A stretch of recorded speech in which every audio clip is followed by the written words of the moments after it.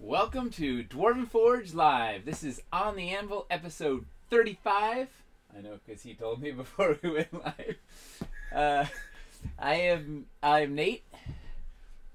Who's this guy? I'm Chris. Woo. Oh, you ever wait. get distracted I don't have just watching the fan builds before the stream starts? Oh, man. I was hypnotized. So Selena cut together a new fan build string for the open, and I was just hypnotized watching. We were going, oh, look at that one. Look at this. Yeah, the last minute, yeah, we were looking at it. He's like, oh, wow, look at that. And then 5 seconds later, I'd be like, oh, yeah, look at that one. Oh, yeah, you got a 10-second delay. Yeah. It's really inspiring to see everybody's work out there. So this is Dwarven. What is this? This is On the Anvil. It's the show where we take you behind the scenes here at Dwarven Forge, pull back the curtain, let you see what we're up to, what we're thinking, what we're talking about, what we're what, right? Yeah, that's the phrasing. What's our new? We have a tagline now. Woo! We're gonna have a beer. Which do we actually have a? Yeah. I feel like we've gone through a couple taglines at this point. Do we even have one? Maybe let's have a contest. Can we have a contest for another one? Do you want me to run another contest? No. Right now? No. Yeah, right now. Let's take a poll. Time? Yes, people have to submit a tagline. Oh. All right. Forging. That'll be if they survive the game on the 26th. Fair. They get to pick a tagline. The prize. The three of them get to pick a tagline. We have to use it. Oh, well, welcome, tagline or no. Let's hang out for the next couple hours, have a beer, look at some terrain, talk shop, and yeah. What are we even doing tonight? We don't really. Tonight's kind of a freewheeling. It's a little freewheeling, mostly because we have a couple things that we're pretty sure people are going to be asking questions about, and so we're kind of leaving some more space for questions and answers today. The biggest thing is that if you're aware of us, you've been following it all, you know that Wildlands was the most recent Kickstarter, and we've got a bunch of test shots from that stuff, like back from the factory, and it's all looking really, really good. If you didn't see the Kickstarter update yet, it went out a couple hours ago. There's some shots like the swamp banks. Yeah, like look at the level of detail on those pieces. It's ridiculous. So we're gonna look at those, and that'll be like the main attraction. We'll answer whatever questions people have. We also officially announced that the Pledge Manager is reopening next week, with some pictures of the resin and all that. And so for those of you who are curious and want to see those resin pieces in action, Nate does not have them right now, but we do have the pictures of them that were in the update. And next week's On the Anvil, we are going to play around with them and build with them, so you can see like how they work actually with all the other pieces. Well, that's gonna be the main topic tonight. That sounds like a show. Well, let's go into the news and update people on the news. We didn't figure out what the news is, did we? Or we did? We got a couple things. Right. We talked briefly about it. We got some stuff. It's the news. Uh-oh, wait. I lost your... Oh, I'm gone. Yeah, you died. I don't know where you're a spirit. What? I'm old news, baby. I was so going happy so well. How well OBS had taken. Yeah, you're dead and all. Sigh. Try uncovering my. Oh wait. Yeah. Try just uncovering my. Hey, there I am. Work? Huh, weird. Yeah, look at that. I'm back. All right. Well, this first news: Chris has been resurrected. He's Chris is a black hole now. Teaser for the sci-fi. Yes. I have to turn this. That came the wrong way. It needs to be over here. Got it. What were we saying? Right. So if you hadn't heard, Pledge Manager reopens next Tuesday. Yes. Pledge Manager reopens. We are opening it for the resin sets and the water terrain trays and mats that have the water texture affixed to it. We've also had a couple questions asking about the texture overlay, if that could be done separately. Unfortunately, we cannot open a new SKU to sell just the overlays by themselves during the Pledge Manager. However, when it hits the store, our plan is to then be selling them separately in the store. And so we should... You will be able to get them separately. Oh, I got one. We just can't do the SKU, like, in the Pledge Manager. We're already way over our limit for SKUs. We told them we weren't going to do it, and then we kept coming up with new ideas, and we went over again, so they won't let us do it. So we will. So rest assured, we're going to print a whole bunch of extras of these, and we'll put these on the 6x6s. We'll have them on the web store, and we'll blast out an update. Join the mailing list if you're not on it already, and you'll know exactly when they go live. So those are up there. I wish we could put them in the Pledge Manager as their own pack, but we are so over. Like, yeah, it's the texture that broke the camel's back. So. Yeah. How long will it be open? It'll be open for 2 weeks. It's open through the 23rd. And so during that time, we are going to do everything we can to answer any questions you might have about it.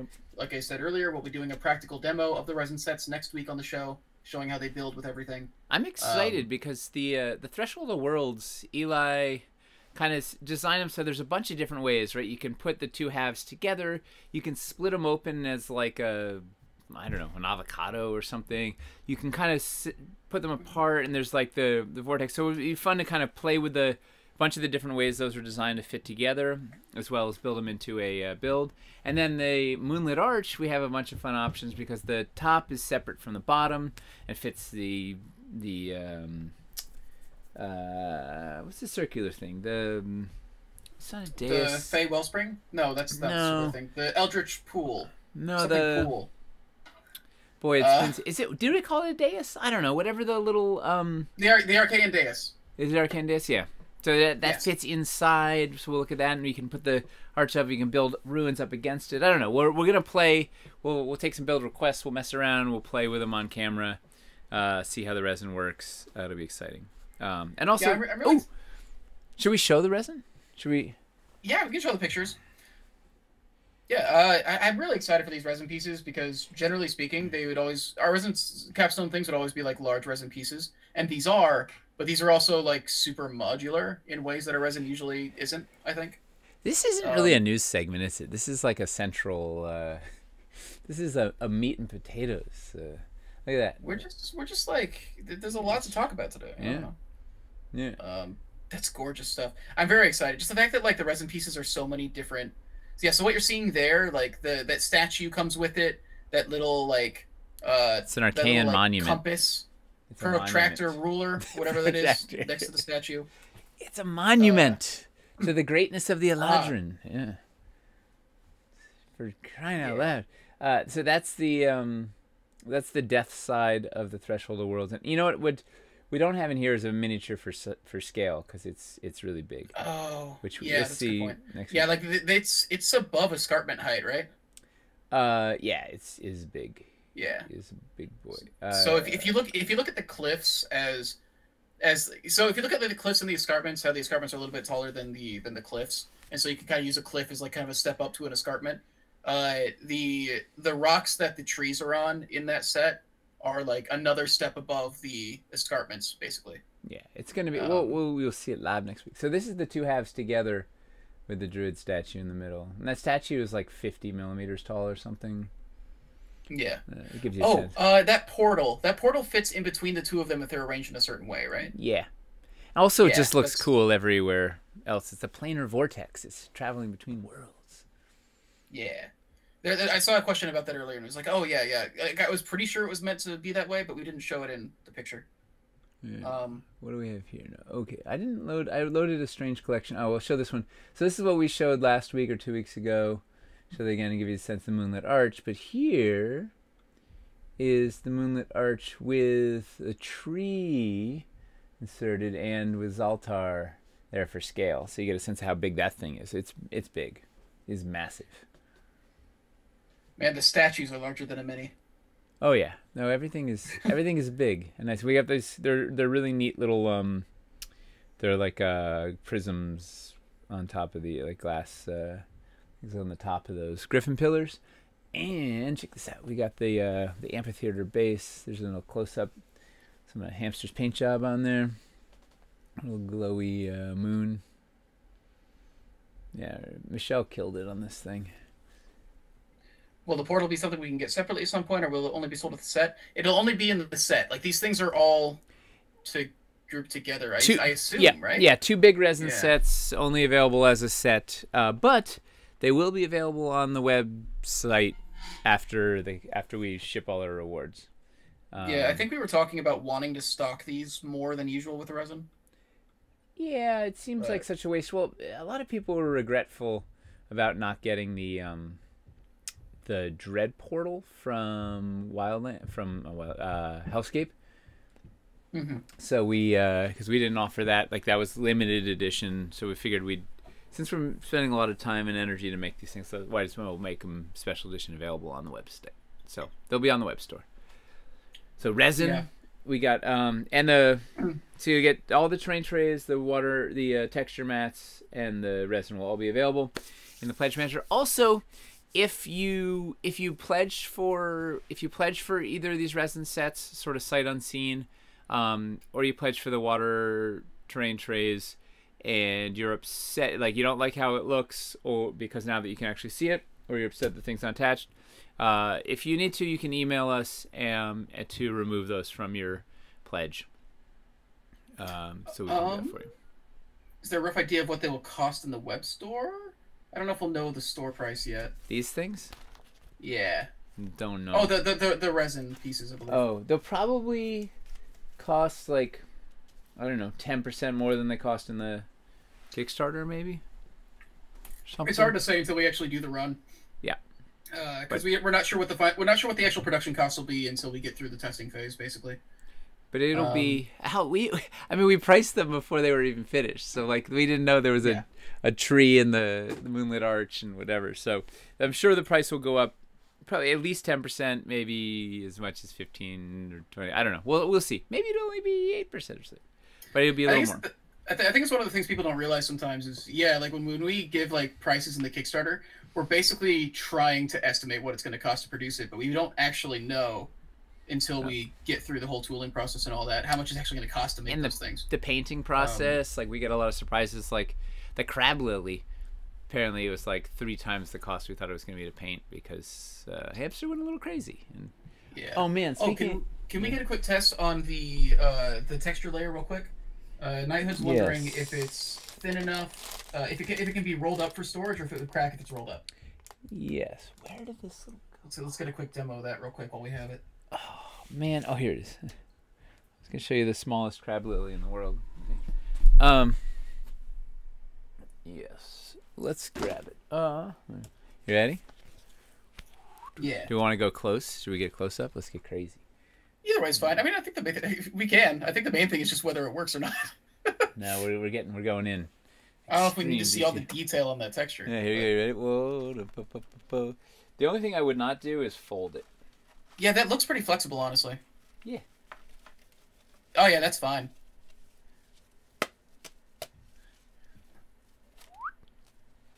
Yeah, that's absolutely fine for rolling. Cool. Honestly, still on the fence about the Threshold of Worlds.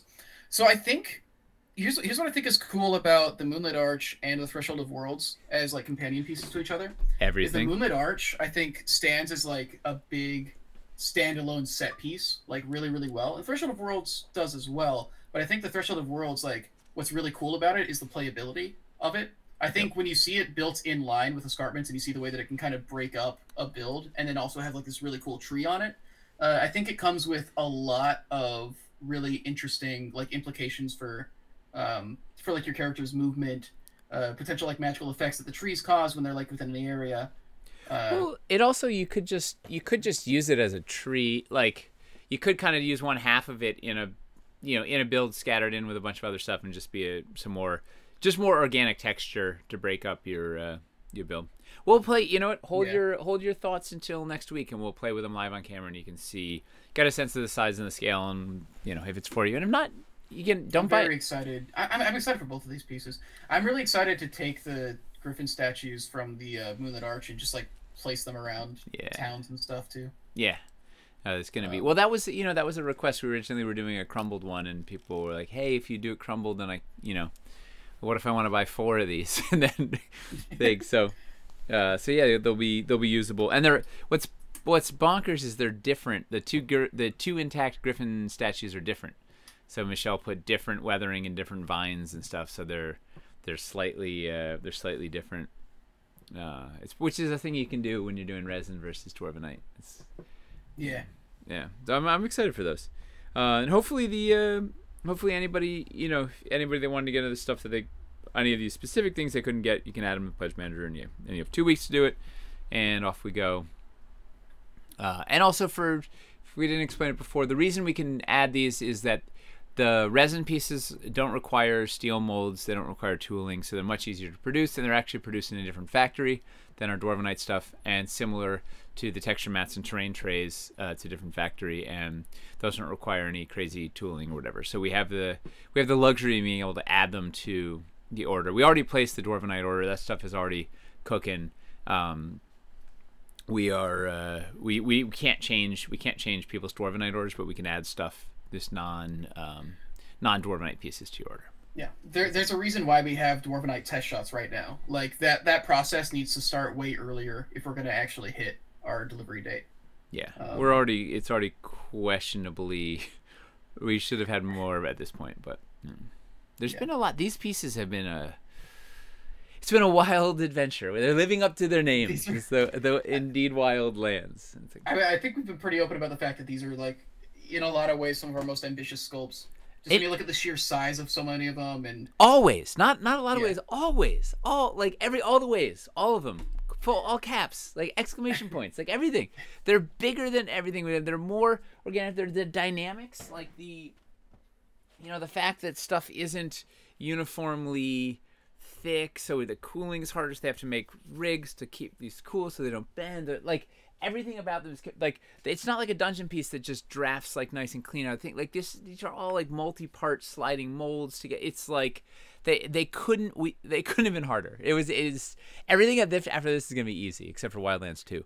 I'm so excited for us to be doing cities and be dealing with like nice, like squared off shapes, like stuff that isn't like organic, like rocks everywhere. Dude, Sculpt Team has gotten beach chairs out and are just like chilling out, like very for cities. It's just like they're like, oh, this is like margaritas in hand. They're like, this is a whole nother world.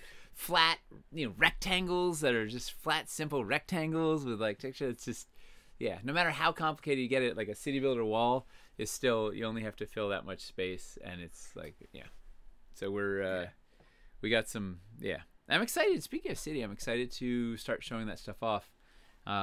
Yeah, we're gonna start this month, right? We're going to do it the week of the anniversary.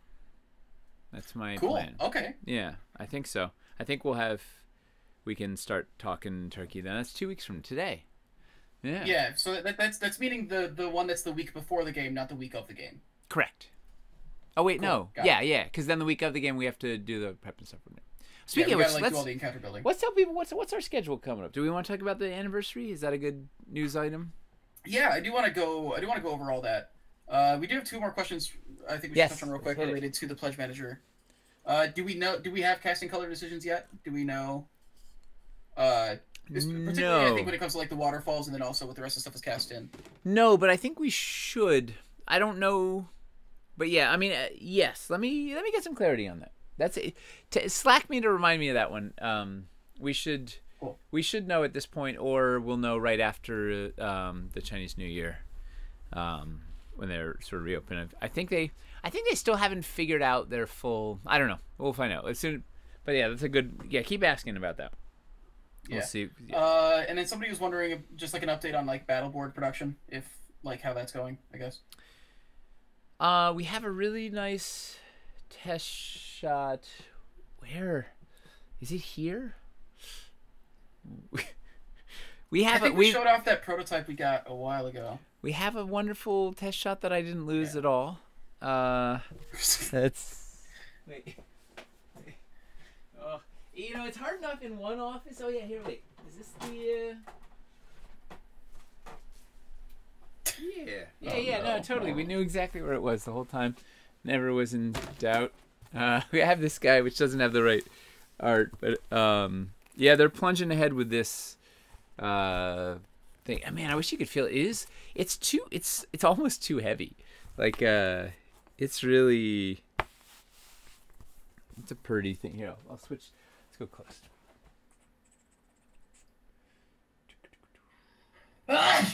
Bless you. Oh, thank you. Let's see. I have to get wider for this.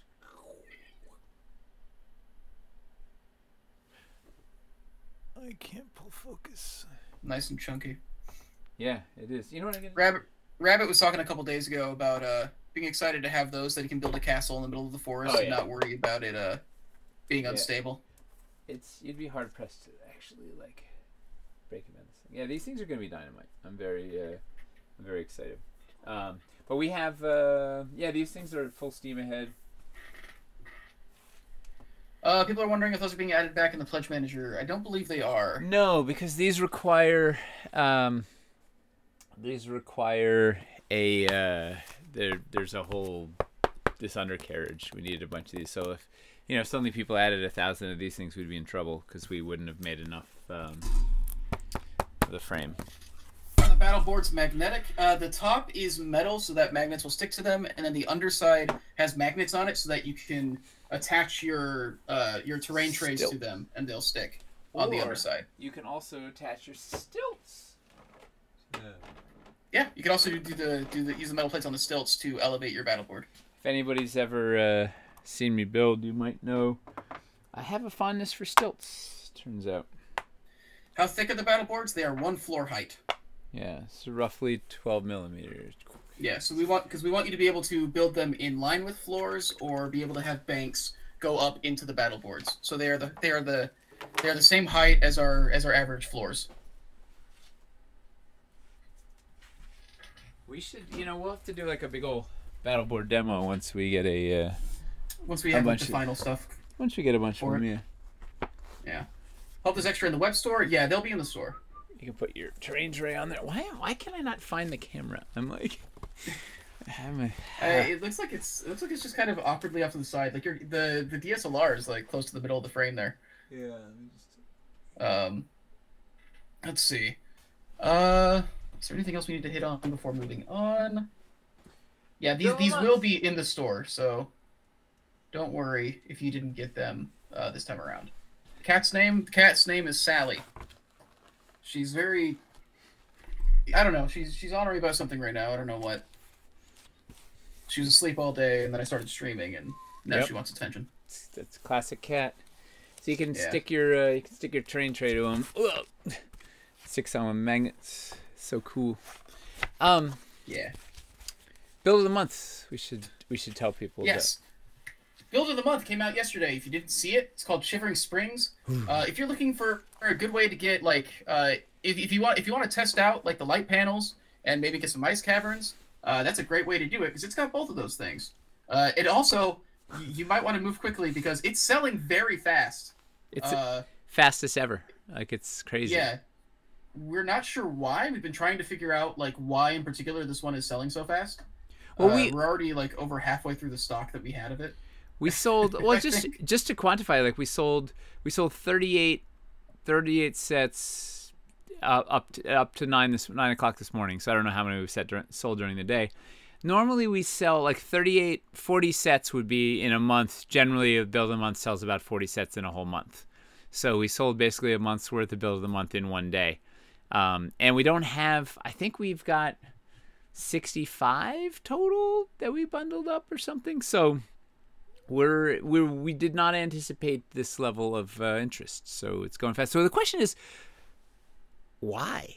Was it Imy's like the brilliant, the use of the light panel that like sent it to the moon? Was it ice? Was it like somehow the build was mathematically perfect and such a tickle to the euphoric spot of people's brains that they couldn't resist it and they were ensorcelled by the geometry? Like what was it? I mean, it's not the story. This is an interesting insight. Oh wow, man, the chest moved so fast I lost it. Gilded Poison says it's a light panel set that isn't Hellscape, which is a good point. That's an easy way to like see the light panels in a context that isn't Hellscape. I think it's the first time we've actually offered like an easy way to buy like using lights with the with ice. Yeah. Price point, lots of people don't have ice yet. I think that is part of it. I think ice caverns are one of those things that's like it's a good like second step. Yeah. Like once you got your basic caverns covered, like ice caverns is like the thing where you're looking at it and it's like I might not use it all the time, but it'd also be nice to like kind of vary things a bit. It's a luxury. It's not. I mean, this is all a luxury, but like of the of the things that you go into like every week, like you don't end up in the ice every week. I wonder if does it help that Critical Role has been wandering around up north in the cold. That's another thing. Is like he's Rhyme of the Frost Maiden, and the fact that Critical Role has been in the ice for like 3 months. Is that part of it? Are people's minds just on what you can do in an ice environment more than usual right now? Or is the light panel the driver, or is it the price point, or I don't know. Because compared to everything we've done recently, like, because the last build of the month, we thought, like, last build of the month, like, set a record. We were like, it was the first time selling out of a build of the month, but we sold out of it, like, with 2 days left in the month. Whereas this time, like, we might sell out in the first week of this one, which is nuts. Not what we expected. Well, and interestingly, we only started doing the bundles. I mean, we've only done like 6 of these bundles or 7. Like we launched Build of the Month. It wasn't originally. We weren't ever going to sell the bundle.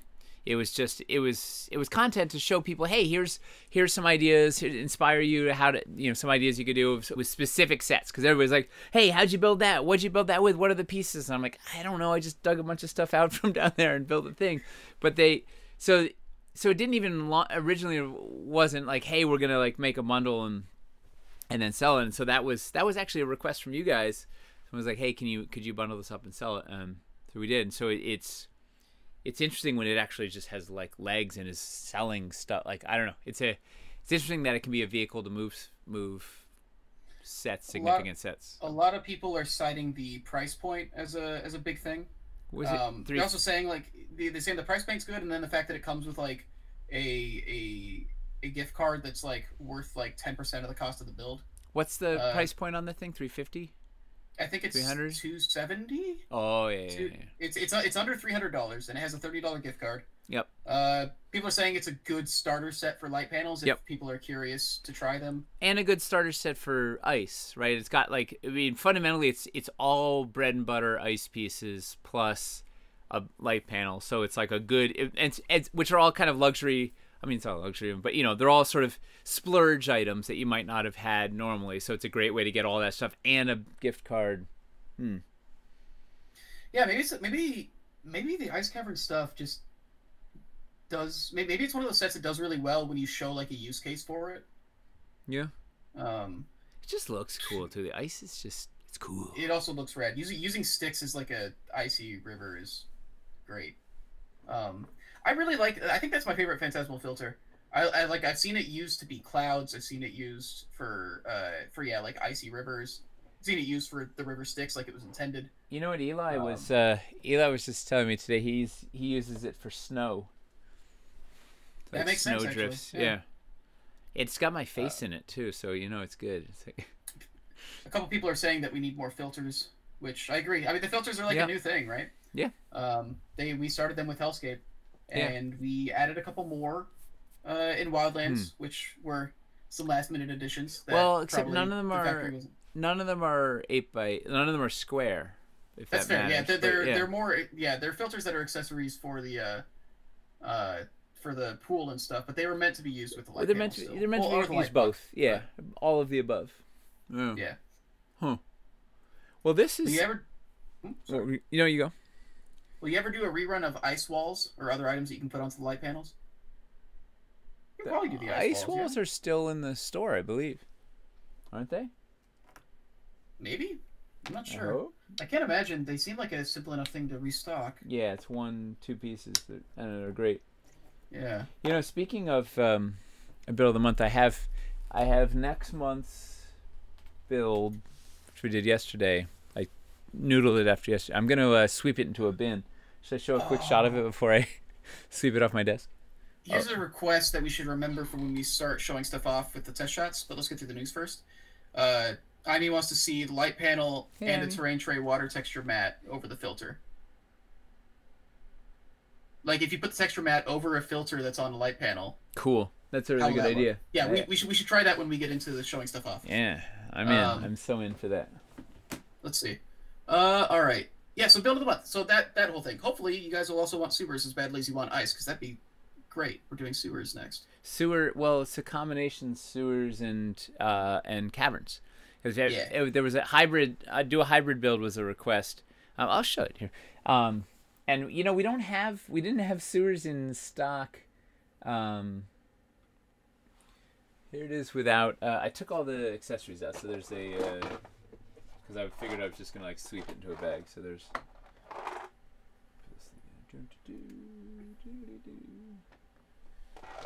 I think adding the alchemy set from Plaguestone was a nice touch. It's a fun. Well, this is like one of the few that feels really complete. There's a miniature, and decorative bits, and this is gonna be out here like a buoy. Yeah. So study. It's like, yeah, it should be fun. It was fun. It was, you know, I had a meeting. I had a QC meeting this morning, and like, a lot of it was listening, so I could just sit here and tweak the build. Oh, I love the little cave behind the grate.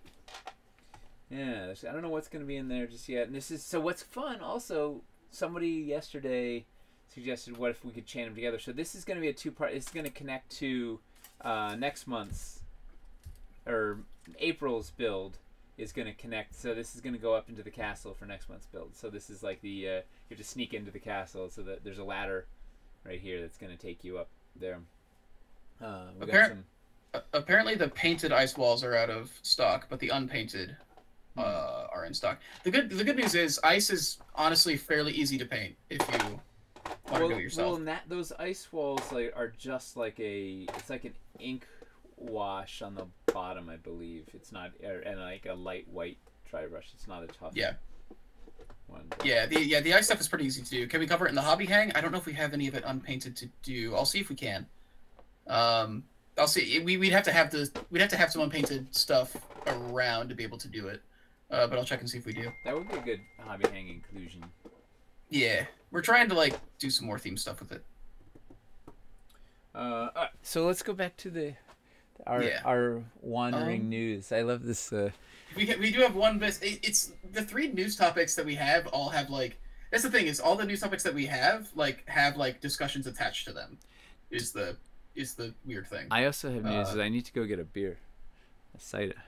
Is this fair. A good? I can go over the schedule of the game if you want to go get a cider. Yeah, go to the schedule. All right. Tell a joke. Tell a joke. The joke is that I decided to do this while we were doing a bunch of other things, and I don't know where I'm going to find the time. So if you haven't heard, we officially are launching this thing that we were flirting with and talking about for a while, which is for our 1-year anniversary of being on Twitch. We are doing a big kind of like community sourced game essentially, and yesterday we put up the player submissions for. Yesterday we put up the player submissions for people who want to play in it. So if you want to play in it, let me grab the link to that form real quick. We're going to draw 3 random players next week on the Anvil. But if you don't get the ability to play... Okay, there's the link. I'm putting it in chat right now. Well, first let's talk about the play... So... in terms of players, before we talk about what everybody else gets to do. Yes. We were talking about this before the show. The biggest thing is you just have to be able to roll with the punches, because it's going to be a wild ride. Like, we're going to... This is going to be purely chaos. Like, we're experimenting with, like, a lot of weird crowdsourced stuff. The wheels are going to come off the bus before we even start. Like, the bus is going to start without wheels, and it's just going to go from there. The chassis is going to fly off them. It's going to be... We're not driving a bus so much as, like, we found, like, the hollowed out, like, shell of a bus in a junkyard, and we flipped it over, and we, like, put, like, a rope on it, and we're, like... Oxen. We're kind of just sledding down a hill in it. Yeah, rabid oxen are pulling it down a hill towards a ski jump. It's going to be great. So yeah, we opened the submissions yesterday. We're going to be taking them through the 6th, and then on the 7th we are going to draw 3 players live. But even if you're not one of the players, we have a bunch of other ways for you to participate in doing all this. There's also like some tech requirements too. Please, part of the questions is like knowing your computer specs, because we're going to do it through Vorpal board, so we need to make sure that you can run Vorpal board. Because the weakest link pulls the whole thing down, so you need to in terms of Vorpal. Yeah, so we just have to make sure that like the stream will function. Yeah. And mostly you just have to be willing to have fun, right? You just have we just want to the whole thing is kind of just a celebration of this community and us in the nonsense, and So just sort of someone that you can, you know, sit down and drop into the game and just have a good time and see what happens while your fellow viewers torture you. Are there any age restrictions? I don't think so. No. Maybe like, I don't know. Probably not. It's probably fine. Totally fine. Yeah. Yeah. Yeah. If someone's 12-year-old wants to submit, I don't think we're gonna do anything like. No. Yeah. Like it'll be PG-13. What are the base requirements for Vorpal? Can't imagine they're very high. They're not terribly high, but basically, like, if you're like, basically, like, you need to have like an actual computer. I think is the main thing, as opposed to like if you just use like an iPad. Trying to do it on like an iPad isn't going to be great. That's generally it. Like, I don't have the most up-to-date computer. Most submissions that I've seen actually have graphics cards that I'm jealous of. You need to have internet, like a good, good wired internet, a computer that's, not like 20 years old. Yeah, and we will do tests ahead of time to make sure that like it actually does work for you. So yeah. Do you have to know how to play D&D? Yeah, I think knowing, we can't really with everything that's going on, we're gonna need to make sure that all the players are gonna like know their characters pretty well, or at least like know the gameplay stuff, because otherwise it might get too chaotic. Because a lot of weird stuff's gonna be happening. Yep. Website says a 3 to 4 year old computer should be fine. Yeah, like people have played on it without having like incredibly powerful computers, but it just needs to like not be like an old like hand me down like laptop you've been using for 10 years or something. Yep. Probably more than 4 years old might be, or 5 years old might be questionable. That's reliable bandwidth should be a requirement. Yeah, testing the internet, that's fair. I should have put the internet upload and download speed on there. Maybe I can edit the form to have that on there for new submissions. That's more important than the actual computer. That's true. That's part of it. Well, it's all connect. Yeah. I'll check and make sure. Yeah, because we'll need to make sure they have an Ethernet connection. But basically, if you're watching this, you should submit. Like, so we want you guys. The whole point is to celebrate you guys in the community. Character level requirements. We were thinking we're doing 9th or 10th level. I don't know if he's decided which one yet. Yeah, 9th or 10th. If you can't watch live, it's going to be watchable later. Yes, all of our streams are permanently archived both on this Twitch channel and on a YouTube channel. If you look for Dwarven Forge Live, I back them up on YouTube as well. Windows 3.1 is okay, right? As long as you have an Apple, an Apple II, I think you'll be all right. Apple II GS. Yeah. Yours is going to be 13th. All right, good to know. Yeah. So, but even if you're not a player, there's still a lot of ways to participate. Tonight, actually. I've just finished the form, and I'll post the link in here too, and then I'll post it on the Discord and the forums after the stream. What's up? Blast it out. Yeah, blast it out. We are also taking submissions of 12 by 12 builds to use in the game. And these builds, we're gonna select 6 of them. 3 of them from the team. I'll show them to the team, and everybody will like. 3 chosen by the team. Submitted by you guys, chosen by the team. Yeah, submitted by you guys. Then the team will choose like their 3 favorites from there, and then the rest will be put to a vote for you guys. I'll run a poll for a couple days after we reveal like what our choices were, and so 3 from the team, 3 from you guys, and then we get into the final week. And actually, so with the builds, there are a couple of requirements because these rooms all need to connect. Even though you can use any pieces, there needs to be like a 2-inch space in the center of 3 sides of the room that can be used to go to the other rooms, basically. So we don't know which rooms we're using in what order yet. That's gonna be part of the fun that you guys as the viewer are gonna decide as we play. So we need to be able to connect. So if we drop this room down, we want the next one to slide up against it and then connect into the next thing. So each zone needs to have 3 sides that can connect, and you can choose which sides and where. But it's centered on the center of 3 sides. You need to have a 2-inch spot where you can connect to another build.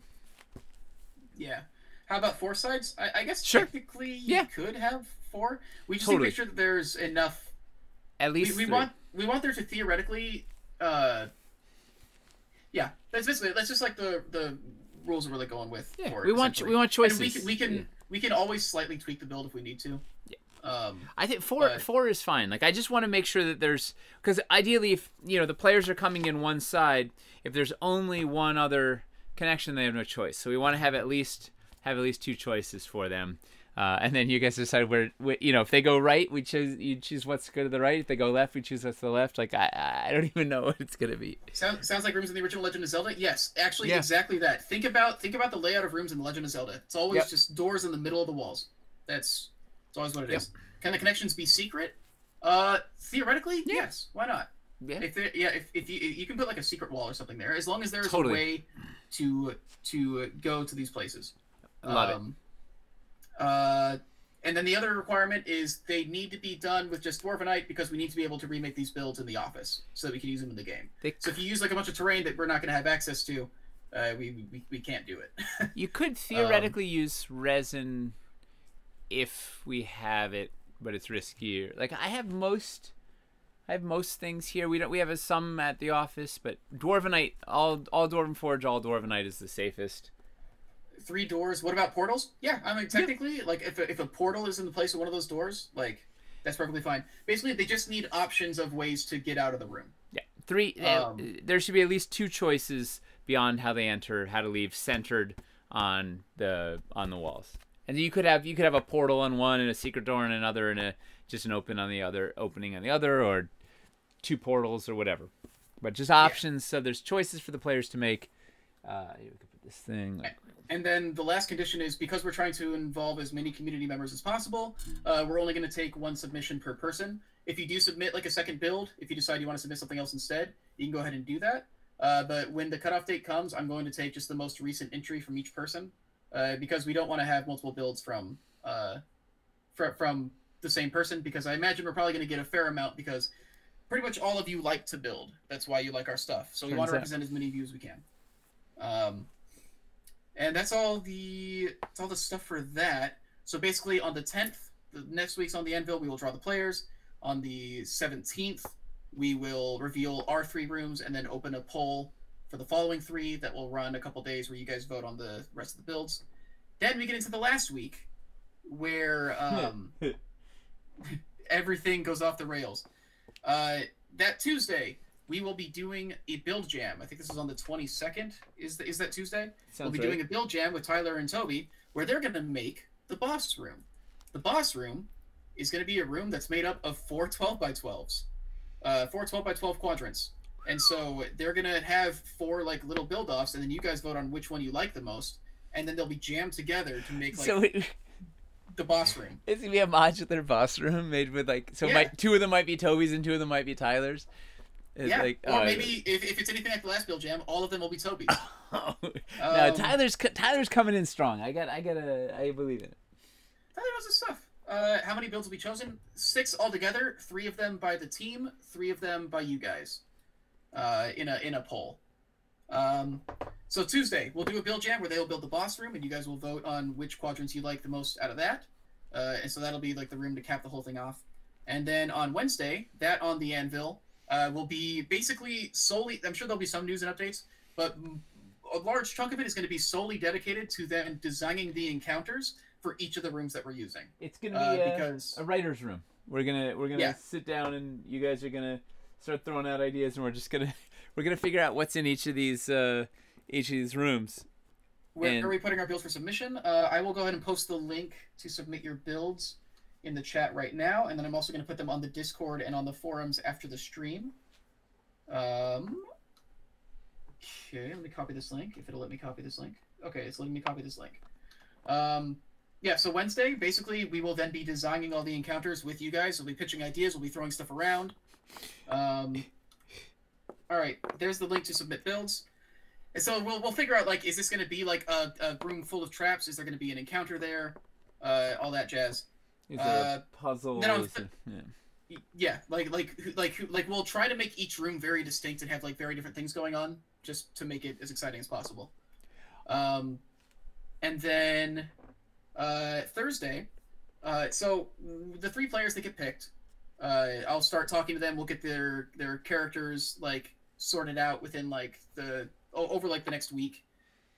So we'll figure out what they're playing and everything, and we'll have them design Eldritch Foundry minis and send us the STL files, and we'll print them at the office. And then Thursday's hobby hang will be us painting the player minis that will then be used in the game the following day. It's so fun. And then on Friday, we play the game at 6 o'clock Eastern. We start this game, and we'll be using community players on Vorpal board. We'll be using builds that you guys have made and submitted, and with the encounters that you helped design.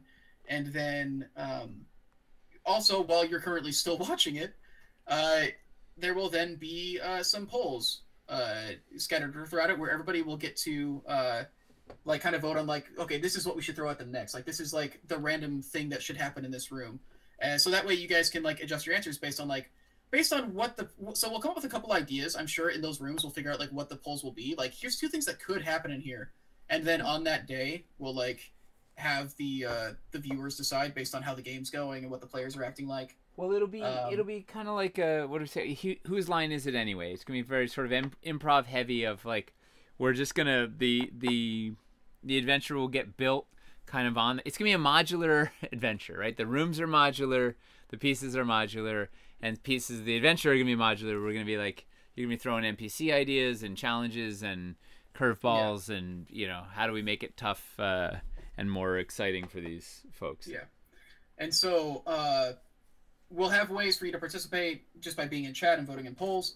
I will have channel point options activated if you guys want to. Like, you can perhaps to add a monster to a fight or something, or if you spend like a lot, or to give them a potion.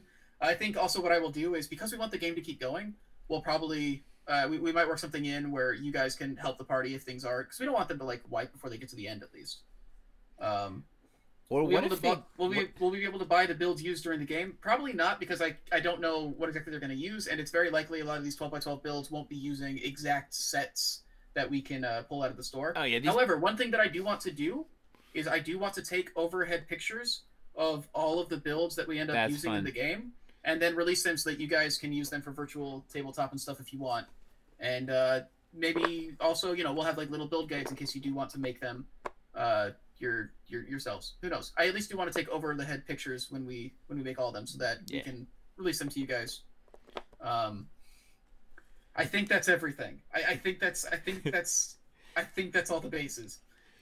It's mostly I'm just excited for this crazy sort of live component where people are just going to be like, I really want you guys to make it as sort of zany an experience as possible, where we're just crowdsourcing a bunch of nonsense throughout this thing. We'll be able to send stuff to players. Yeah, so I want to have options for you to both help and harm the players, or complicate things for the players by spending channel points. So you'll be able to like get potions to them and stuff, but you can also make their day worse if you want. Banes and boons. Yeah. Yeah, so that's the general idea. The game itself is going to be madness to pull off. I'm not as worried about most of the streams up to that point, but there's going to be a lot of balls in the air when the game's actually going, and it's going to be fun to. So because of that, like, it's not going to be Shakespeare. Oh no! But it's not even going to be it's just going to be fun. I don't know. Did you tell them about the part where they get to vote on what accent you have for your? Yeah, so we'll have like NPCs and stuff that we will have people that we will we'll have stuff that you guys can influence, accents that you make me have to use, or lines that you have to say. Like, I think we're gonna let you submit some random lines that then have to get thrown into the the lines thing might get tossed over to Nate, like a thing, like when he gets into a room, it's like, okay, you're gonna slip this into his pocket, and then it's an old like Whose Line's It Anyway game. Literally, it's what the game's named after. It's what the show was named after, is the game Whose Line. Or the pull the paper out and then read whatever's on the paper and then try to justify it. Or the prop, like there could be a line and a prop and a thing that we don't even know what it, like, they're all in the room. And in the center of the room you see, what do they see, Chris? And everybody's voted on, Yeah. It's a baby octopus. All right. It's going to be, I don't know. It should be fun. Yeah. So it's going to be it's going to be absolutely ridiculous. Well, the point is, we're trying to make something that's, if you guys are there watching live, you get to participate, you get to be part of it, and it's a particularly special thing to be there for it live, right? To get to be a part of it and kind of help steer this sort of madness and see if we can get to a fun resolution. And I don't know. I don't know what's gonna happen. We're gonna learn a lot, I think. Yeah. So that's the general idea. Is like the thing was just like, how do we involve somebody? How do we involve the community in every step of this thing possible? And we're gonna try to pull it all off at once and see what happens. Well, yeah, we'll see. It'll be a good celebration of what this year has been. Yeah, just absolute chaos. Yeah, I love it. So, do we have any other news topics? Are there any questions about our wild plans to celebrate our 1-year anniversary? Just got my Meteorology shipping notice. Oh, excellent. Ordered the firewall LED lights shown last week, as well as some torch bases and the green wall of fire. I was looking through the stuff. He has a lot of really cool stuff on there, actually. Yeah, he's super talented. Apparently, after last week's stream, he sold out of those fire bases, like... Yeah. The ones that Nate showed off. He, like, sold out of those, like, right away, and he was like, I don't know what to do, because it's, like, a one-guy operation, so he's, like, trying to get more in stock. He's printing them as fast as he can on his 3D printer. So. Yeah, he's very talented. He's a great dude. Good DF fan. He's a great little artificer. Yes. So thank you guys for showing him love. I'm sure that made his day. It's a thing he does in his free time. Something he does on the side. So it's cool to see support for that. It's awesome. What precautions are in place in case a hostile entity decides to raid and disrupt the event? Meaning, like, if somebody literally raids the stream and they just, like, start trying to derail things. Worst case scenario, we've got follower chat we could use if it is a thing where, like, people are coming in and messing with stuff. I don't think anything that bad will happen. I think if we do get a raid, likely what it'll do is just add to the chaos, which is kind of the thing we're doing anyways. Can't we probably be a problem. Can't you boot them if they're... We can, but if it's like a swarm of like 100 people that come in or something, like there are things in place. If I guess worst case scenario, if 100 hostiles roll in and try and trash the thing, we can just sort of shut off the votes and wing it. Yeah, and play and have fun. Yeah. I think I know there's stuff like subscriber only chat. I wouldn't want to go to subscriber only chat because I know a lot of you guys aren't subscribers that still watch, and I don't want to like cut you off. But there are ways to do it. If somebody genuinely comes in and there's like a big destructive thing happening, there are ways to deal with it. But I don't think that's going to happen. I mean, you could even also just say, like, you could even just call on people, right? Like, the people who are regular followers and say, hey, so and so, what do they see? And they give people a turn to throw in an idea or something. Yeah, we'll send the goon squad. I should hit him with the pipe. I should hit him with the pipe.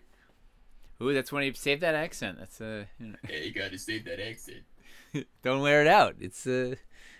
People are doing Monty Python quotes for some reason. I missed what started it, but you don't ever need a reason to start Monty Python quotes. It should just happen.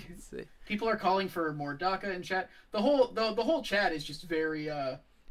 Everybody got very excited about it, so it's good. It seems like everybody's just excited about it, which is where we want people to be. It's gonna be fun. Well, it's gonna be. Worried. Everybody's hopefully, conceptually, everybody gets to be involved, and you're watching some of your fellow friends from chat that you've been hanging out with for a year playing, and you're kind of, helping and hindering them as you go. And it should be delightful. And if it goes well, maybe we can do stuff like that more often. Maybe not on this scale necessarily, because this is taking up a significant portion of my month. Yeah, do it bigger. Yes, bigger. But maybe we could maybe we could do something like that for a Kickstarter, Kickstarters and stuff. Who knows? Kickstarter might be a big ask. Terrible we'll see. Idea. The point is, this is like a big experiment to see if we can pull this stuff off. Yeah. And see what's fun, and see what is it fun as a viewer, like as a community? Is this stuff useful and enjoyable? We'll never know until we do it. Cool. I think that's pretty much all the bases covered on that stuff, so we can get into the test shots. Oh, we should do our fan build and the giveaway first. Yes, let's give something away. Starter dungeon is still, I believe. I should check with Eric and see if he wants to change anything, but I think the starter dungeon is still it. What should our word be? chaos. There's a lot of good options here. Well, Paul's calling for Ham Planet again. We can't retread. Ham Planet was amazing. That's probably the best word we've ever had. We need a new Ham Planet. Yeah, Paul. So what's going to be funny about Ham Planet is if you find a way to force Ham Planet into the game. Oh boy. Which means if you win and become one of the players, you could literally name your character Ham Planet, or make their catchphrase "I'm going Ham Planet." So the whole game. There's that. If you get in the game, there's nothing we can do about it. It takes place on Ham Planet. Clearly, like we're. People are saying "Ice Ice Baby," all one word, I guess. People saying too hard. Or you could submit a Ham Planet build. Oh, welcome to Ham Planet. I'm not sure what that would be. But I can't wait to see it. He's a well-traveled porcine monk. So giveaway: Snowstorm, Ice Ice Baby, Snotcano. Blizzard. It's been a blizzard out here. Blizzard? In fact, yeah. You go with Blizzard? Because we got a lot of snow, turns out. All right. If you want a chance to win a starter dungeon, go ahead and type Blizzard in chat. All one word. Well, I guess you can't really split Blizzard up into multiple words, but yeah, Blizzard Entertainment is a good one. Fan of that. What was I saying? Right. We can only ship to the U.S. So if you have a friend in the U.S. but you live outside the U.S., we can ship it to them. They can forward it to you, something like that. Or I mean, Rabbit was talking about like if he wins one time, he says probably what he'll do is he'll just like look for a charity or something to send it to, or one of those places that you could use more toys for kids and stuff. I guess there are like hobbyists like charities and stuff around. He's a good egg, that rabbit. Yeah. Funny thing about rabbits and eggs. I don't have anything to say, but I'm assuming there's an Easter connection. I should have thought that through. Cadbury's eggs. Those are. Oh yeah, Cadbury. Yeah. Is that what it's? Oh man, I could go for a Cadbury's egg, honestly. Have you been lagging this whole time, or did you just start lagging? I've been lagging notably, I think. Huh. You want I should turn off my camera and turn it back on? No, they might shoot. To be fair, someone else came up with the idea. We just agreed. Oh, that's fair. What do we agree? Apparently, somebody else came up with the giving the free set to charity idea. They just agreed with it. Got it. Oh, you were it was the Royal Rabbit we. It was the Royal Rabbit we. Yeah. Got it. All right, so Blizzard, and then let's go look at what we got. Yeah, let's watch that fan build, and then after the fan build, we will roll the giveaway. So check this. This is coming to us from Noir Killer. Is he watching? Are they watching? I don't know. I haven't recognized them in chat, but we've shown Noir Killer before. Man, they make just ridiculous builds. Look at this. So this is his name is Rafael Barrera or something. He makes this was the Black Dragon's Lair. And hang on, where's the photo? Let me turn off this thing. Look at the next one. I love the lighting on this. Yeah, it's super moody. He crunched a filter on there. It's like I love how he suspended up the bridge on the pillars. Double Stairway to Violence there, which is just sick. This is a good double side by side. Here's the cool overhead. Like people are asking if that's a Dwarven Forge light panel. Man, hold your horses here. Hold your horses. We've got something for that. The what's cool too is that like this is an actual build on a new session, right? This is like it's a classic session build, right? This is your whole night duking it out with this dragon here. It's not a giant 8-foot by 8-foot build. It's just a realistic thing on his game table. Yeah, this isn't like a prohibitively like ridiculously expensive build, but everything is just being used really, really well. That double length bridge to like build up that kind of suspense, sick. Having to get all the way across like that long bridge with the fall underneath you to get to the dragon. Who knows where this dragon mini came from? Like I love that's a good this question. black Yeah, dragon. does anybody recognize this dragon? Because it's not ours. No. The gold horns on it are nice. Sick. I want this gold dragon. I mean this black dragon with the gold horns. People are saying that's a Reaper dragon. Really? Reaper gold? Yeah. Reaper black dragon. Reaper does have a lot of dragons, to be fair. They have bonkers. I'm getting like 5 from their most recent Kickstarter. Send a link. Send a link. I wanna get this dragon. Yeah, if anybody can find the specific dragon, yeah, Nate wants it. I want to. You found us a hedgehog before, so dude, porcupine before, did they ever? Yeah, Amy sent mailed Grayson an amazing hedgehog, and with a note with a wax seal and everything from the Order of Doofers. It's unbelievable. Nolzur's unpainted black dragon. Oh, it's Nolzur. Oh, someone in chat has it. Send the link. Send me the link. Yeah.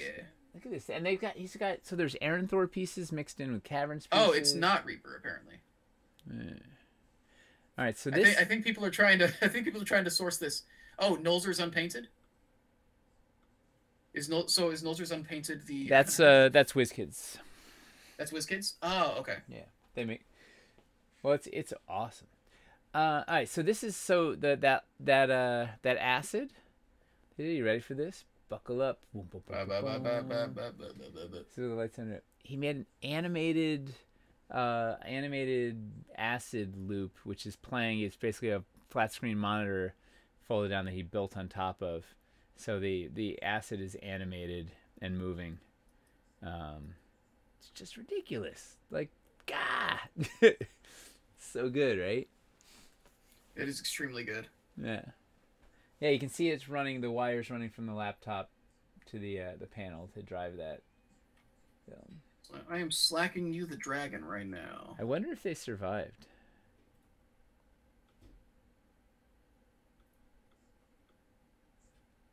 If they survived? Oh, they survived, yeah. Like the session. Yeah, that's a nasty encounter. It looks really fun. Oh, juggling so much right now. Okay. So thank you guys for, we love these builds. Please keep sharing them. Makes my day when I see stuff like this. If you put stuff on Twitter, tag me at Nate Taylor, so I can give you a big high five. Or what do you do on a retweet and whatnot.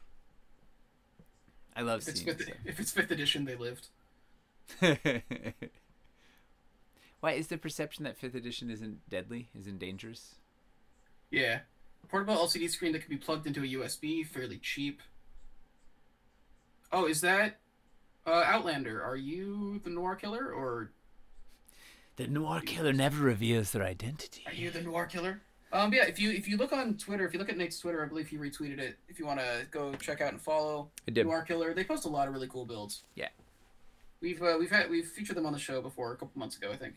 Oh, you just work in IT, so you recognize it? Okay, cool. There's a couple things. I know, I think it was Orion Noir has done some stuff with that too, where he put animations up on his iPad and then put it behind a gate. Yeah. To be like a swirling portal and stuff like that. There's a lot of cool stuff you can do with screens. Yes, indeed. All right, let's run this giveaway. 30 more seconds to enter the giveaway. Type Blizzard if you haven't yet. We can only ship it to the U.S. So if you're from outside the U.S., but you have a friend in the U.S. we can ship it to, they can forward it to you or something like that, we are on board. It's for a starter dungeon. Painted, unless you prefer unpainted, then we can say we can do unpainted. Usually people don't ask for it, but we can do it. It's no skin off our back. Nope. All right. No skin. And let's go ahead and roll this. Grave Mistake 1. Ooh. Best kind of mistake. Solid name. All right, Grave Mistake. You have 1. We'll whisper you. 6 isn't even here to lose it tonight. Oh yeah, where is 6? All right, Grave. I'm going to whisper you to get your email, and we'll get a hold of you to send you that starter dungeon. Yoo-hoo! All right, so that wraps up that segment, and now let's get to the juicy stuff. All right. Wait, this wasn't juicy enough. I mean, that's fair. Like the whole show's been juicy. Like all of our news was basically like mini episodes essentially. All right, I am going to continue dismantling this build of the month, only to remantle it. Can you remantle a thing if you dismantle them?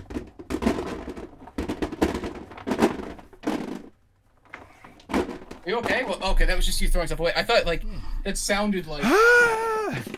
yeah. That's the sound of me having a stroke or something? What does it sound like? Yeah. Yeah, that was terrifying. Yeah, so we got test shots of Wildlands, and they look very good. I'm very excited. The level of detail in the, like, in the brush on, like, the swamp banks is wild. I'm very excited to show it off. And what's funny is I don't know why everything feels more real when we get a test shot, because like we've been handling these beautiful polystone prototypes and whatever, but somehow like when it's in Dwarvenite, it's just like, I don't know. It's just nice to not have to worry about dropping it, honestly. Yeah. Facts. I think that's the big thing for me. All right, build of the month. You are shelved. I've heard better catchphrases. Like what? Most of them. Most of them. Oh, this is the funny thing. Look at this Just imagining like an Arnold Schwarzenegger movie where he plays like a convenience store employee. Have you seen Running Man? Yes. Right, he's got. Oh, Running Man is so good. He's got like the best, worst one-liners in there every time he kills one of those guys. You know. Isn't that the one where he has like give him a hand or something like that? Yeah. Is that the one with that? Yeah. You have to split. Yeah. Is that also the one where he said don't lose your head about it? Or... Yeah. With a hot head. It's yeah. I think Running Man is the best they did in just in packing as many of those in there as possible. Yeah, it's outrageous. It's my favorite. Look at this was a the factory sent us this text shot of the crab lily. It's supposed to be this big. This was a 3D Nina sculpted this guy in 3D, and they somehow got the scale wrong. So instead of being like 3 times the size of a mini, it's like this adorable little that's not what it's like. Isn't he cute? Tiny. Yeah. I kind of want like an army of these little guys. So that he's like. Can we just make both of them and have that be like? No, skews. Crab Lily Juniors. Ah, that's fair. I mean, they made it anyway. Well, it was just a one-off. It was not. It's not a test shot. Sorry, it was just a 3D print sample. All right, so let's first look at the ruins. So we had speak of production. So we had challenge. Do I have an original? Probably somewhere around there, right? Yeah. Well, I have surprisingly few. Not surprisingly few. Many. I do not have many. I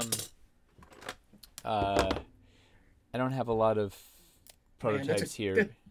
That's a good-looking test shot, man. Well, that's not actually a test shot. So. Oh, it's not. Well, that'll do it. Yeah, that's resin. This is a knife, though. It's a knife. Let me see if I can clear that. Oh, yeah, this. So I don't know if you can see, and this isn't fully painted, so it's not a great apples to oranges or whatever they say. Do they say that?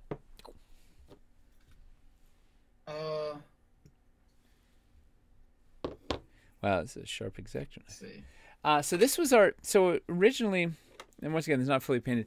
Originally, our ruins had, I don't know if you can see my finger through there. These little cutouts went all the way through. You can sort of see my finger through this one, right? Yeah. It caused problems in production. The depth and size, I don't know, a variety of, for whatever reason, it was killing them in production. So this is our new and improved. We had to fill them in like that. So you see how there's black in there now? Those are solid. But they still have, there's plenty of depth in it. Like you can still, it's still indented in some depth, but I think it still sells pretty well. Yeah, it looks good on the table. You can't tell the difference, I don't think. Like, like you have to like get up against the piece, basically. Yeah. In fact, a lot of them are not even like I'm kicking out with using a X-Acto knife. I'm cutting out like these, a bunch of the ones that we're just using in our, the original prototypes. They didn't cast clean because it was so deep in there. So there's, like this is I'm trying to kick it out in this one. This was an original one that you could sort of see the hole going through, but you can't really tell the difference so much of the one that's filled in. But anyway, so that was a. So it's not the most difficult mod in the world to knife it out? Yes, it would be hard, I believe. I'm knifing out the improper castings of our prototypes Okay. that we cast in house, not even the polystones. So I think the final Dwarvenite will be, if you wanted to cut it out, it would be harder. But I think it's diminishing returns. Like it's pretty, it looks pretty damn good. Yeah, like from a distance, you can't really tell.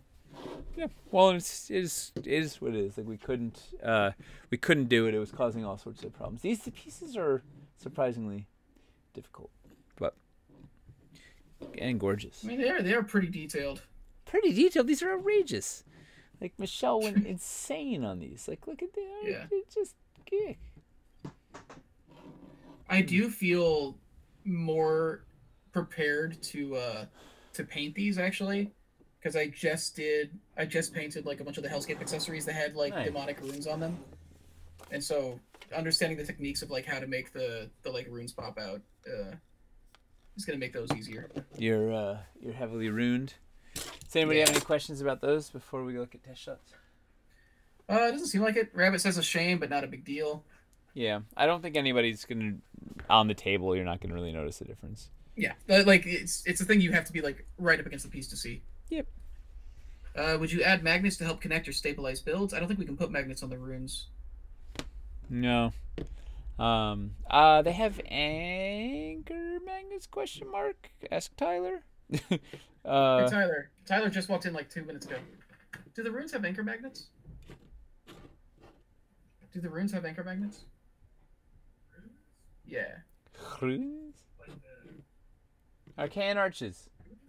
The elven runes. The arcane arches. Ruins, not runes. Yeah. Ruins. Chris doesn't know how to say ruin.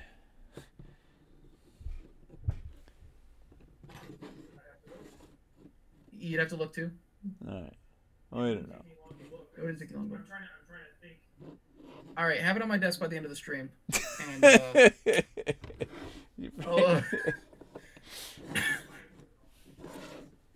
So Tyler doesn't know. He has to look it up. I get to say this stuff while I'm on stream because I can't do anything about it because it'd be caught on camera.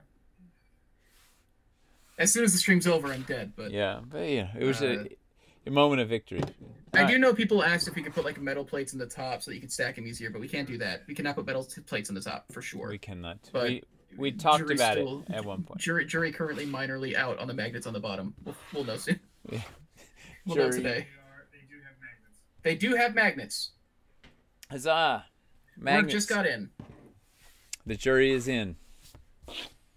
What a this week? What a good looking. Six is on his grave mistake account and won the giveaway this week. That was a grave, not a mistake. Yeah. Let's see. What else we got here? Again, battle boards will be great to build runes on. Yeah. Anything that you want to go really vertical with, battle boards will be great for stability.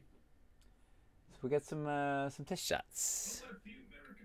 Man, just look at the detail on this. Does anybody notice anything about this that's exciting that they might not have seen in the during the campaign? Is it the pole accessory hole? Yeah. And it was supposed to be in the crack. It kind of missed the crack, but it's still pretty good. So you can. I probably should have let the chat answer. Yeah. That. Oh, well. Yeah, you totally did. Well, IME got it, so. Okay. I'm just waiting for the one guy in chat. It's just like, oh, there's a bush. Yeah. It's the beetle. The plug. Whoa! Look at that vibrating flag. Nice. Little battery powered vibrating flagpole. You know, sometimes it gets lonely in the swamp. It's like, as it were. Hey, that's from Hellscape. Yeah. I need to paint mine. You can put like a little place for your you wise man to hang out. It's pretty good. Is that brown dwarvenite? Yeah. So these casting colors aren't like our actual casting colors. No, these are our actual casting colors. These are the actual casting colors? Yeah. Oh, okay. Gray. I thought earlier you said that they weren't the.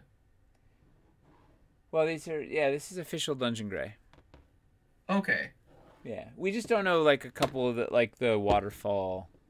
Okay, so it's that we don't have like the waterfall casting colors, but we do know the other ones. Yeah, well, Dungeon Gray we know. Like Dungeon Gray is Dungeon Gray. Okay. in the wild. It looks brown with this color. Yeah, it's a warm it is a warm gray. Which piece is this? This is one of the large swamp banks. It looks like. It's a swell. Swell. It's the right swell. Tyler will know. It's He said SB 708. Oh, 709. Do you want to get on mic? 709. 709. It's a swell. 709. Swell right. Wow. All right, here's a good one. All right, what's this one, Tyler? It's the small concave. Small concave. What's a small concave, Tyler? Small concave is the... No, well, what's the number on the small concave? That's 708. That's 708? SB 708. Tyler has 250 SKUs memorized. It's like, all right, how about the straight landing? Straight landing. What do we got here? The straight landing. Straight landing, SB 703. 703. Woo! Nailed it. It is a dead eye. This is a party game for only Dwarven Forge employees to enjoy. It's a party game. So this is what you guys can expect from the game on our anniversary week. We're just gonna guess the SKU. It's a riveting game. All right, so this we get them already. It's like, oh wait, did you think you were playing D&D tonight? No, we're playing Guess the SKU. And you get. So these are I don't know. Look at all this. Like, are we close enough? No, not GRU. SKU.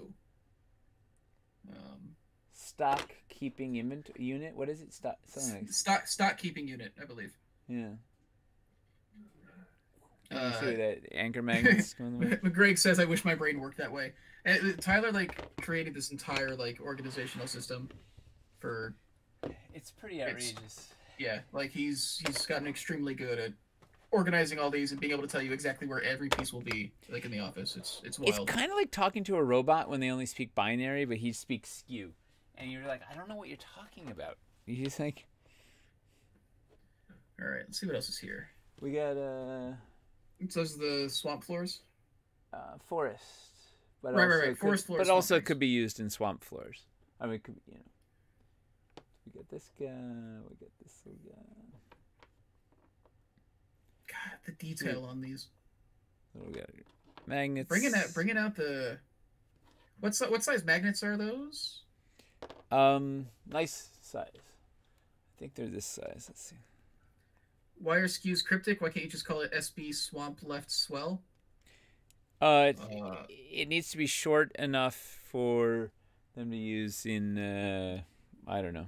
So it's SB stands for Swamp Bank, and then 703. So 700 is the 700 series is Kickstarter 7, and then the next two digits are the piece itself. So there's if there's it's kind of like the. It's kind of like the Dewey Decimal System, right? Like every step in the numbers, every 100 or whatever, is basically denoting that this is a different like everything that is in this group of pieces is going to have numbers that are close to each other. Yeah. And yeah. It's the Tyler Decimal System. So these are 1/4-inch diameter magnets that are.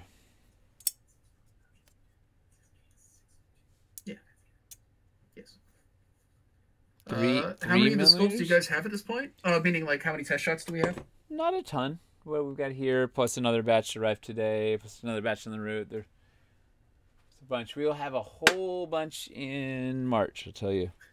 All of them. But, so we get these guys. What do we got? Oh, we got some mountain floors. What did you knock over? Oh. Tyler just walked into the heater. Let's see. 4 anchor magnets. Just thinking about having the paint that was making my eye twitch. I don't think this is going to be as hard to paint as Hellscape, and that's what I'm using as my saving grace right now. The forest?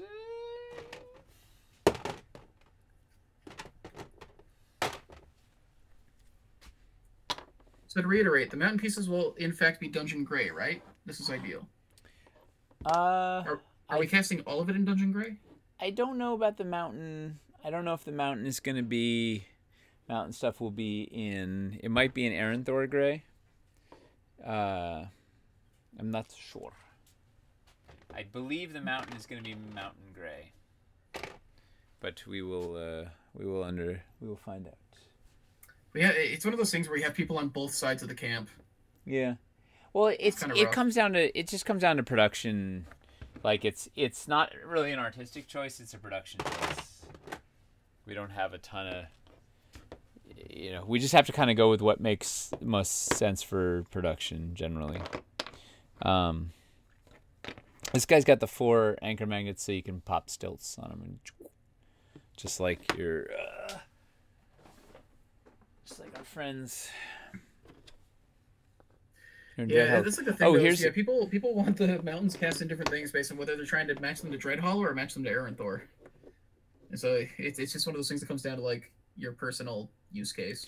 So I don't know if you can see, because but we moved the magnets in on the corners of everything so that they would fit better up to the edges of terrain trays. Because previously the metal, it was really egregious with. Where's our old banks? Right, like these guys, the banks. It was really challenging to build these up against the edge of a terrain tray because they just missed the edge of the metal a little bit, and the magnet would actually pull it in from the edge. So we knocked in all of the anchor magnets are just a little bit inset, a couple more millimeters, so that you can build right up to the edge of your terrain tray without worrying about running out of metal. Yay! So somebody commented on that earlier when we brought it up. What did they say? Saying it was a good move. Yeah. Look at this guy. How would that work with the stilts if there's a stilt under that? Let's try it. Well, I don't actually have magnets, so let's fake it. Hang on. So we'll just fake it.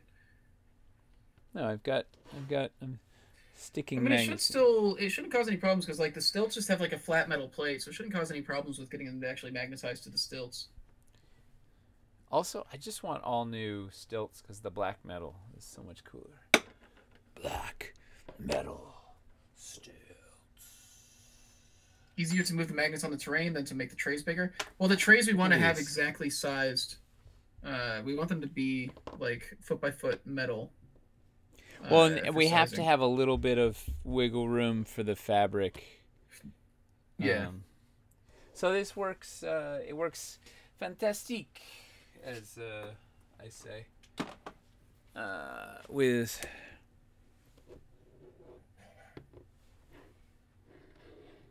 People are saying the new stilts are an improvement. Yeah, they are, and hopefully the metal doesn't come off.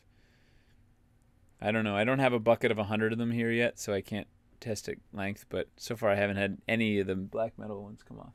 Plus, you can just say we've got black metal stilts. Wow, that sounded really weird coming through Slack. That's what I go for. Let's see. But the only downside is these. Oh man, I was gonna say these magnets pop out of our test shots, but that one I got. The magnets that I just shoved in and didn't. The magnets that weren't glued in or fastened in any way. Just came out. Yeah.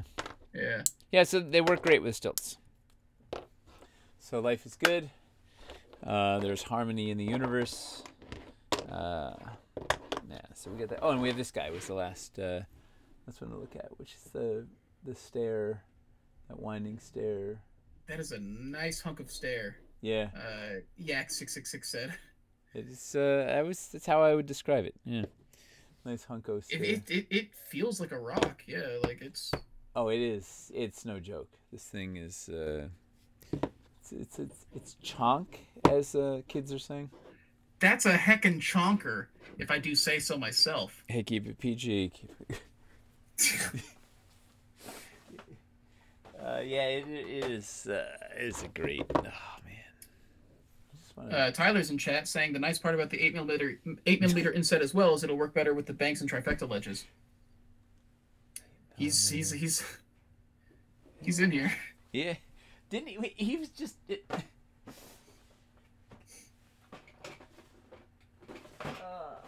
What was I looking for? I was looking for something that. So far, I haven't had any from my new Dread Hollow pop off with the new ones. That is reassuring. Thank you. Was that Tyler? No. No, that's Greg. Greg. I do not know Greg. McGreg, okay. He's been very active. Oh, yeah. I think he came in during Wildlands. He's been I've seen very active it's since. the OK that put it over the edge. Yeah. Yeah. Well, every time I think of it, so there's this game called Night in the Woods. Very, very interesting. With a K or an N? What was that? A K or an N? Night. Oh, with an N, yeah. Yeah. Like spending a night in the woods. Got it. Yeah. And there's a character in it named Greg, and their catchphrase is just saying "okay" in response to everything. And so I keep thinking it like every time I see his name, I keep thinking it's a reference to that. It's not. It's not? It's not. No. Because also Greg from Night in the Woods has 2 G's at the end of his name, so it's spelled slightly differently as well. But wouldn't that be Gregga? Greg? I don't know, man. I'm not gonna act like I understand why we spell half the things the way that we do in English. You know, trying to explain it to my son as he's like dealing with spelling, whatever, and he's like, "But this doesn't." I'm like, "Yeah, Grace, it just doesn't." You know, it doesn't make any English, sense, but you just have to learn to deal with it because there's no way to. It's just English, man. You just gotta, you just have to memorize it. I don't know. There isn't logic. Just put rough and through next to each other and like shake your head. Yeah. Yeah, thing is. Picked up my first sets about a month or so before. Wildlands have been on board ever since. Yeah, that makes sense. I remember you popping in around that time. Let's see. I want these pieces already. They look very good. I am excited to have them.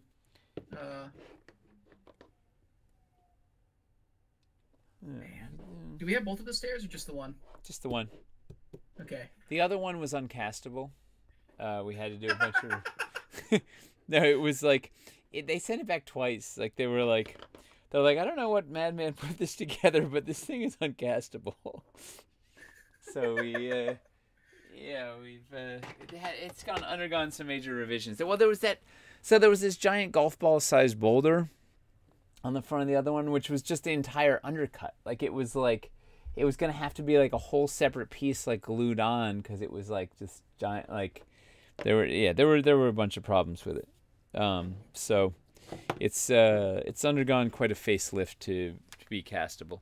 Also, the miniatures didn't fit in the stairs, which was a problem. Yeah. Oh man, do minis fit here? That's the point of these. Yeah, this game fits here.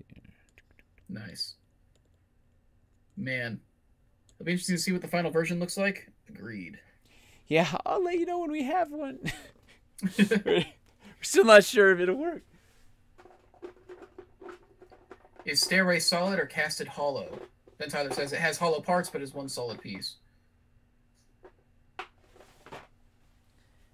It feels. I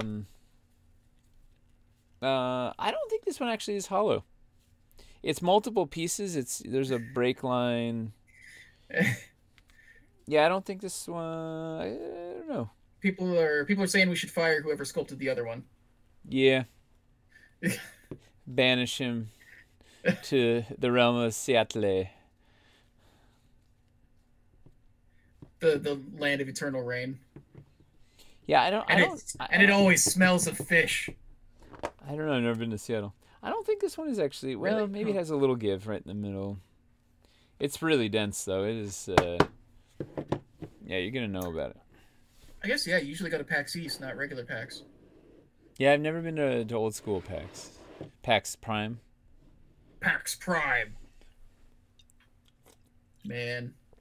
And, you know, it's probably going to be a while before any PAX is... Should we take a bet on when conventions will actually be safe to attend, much less be open?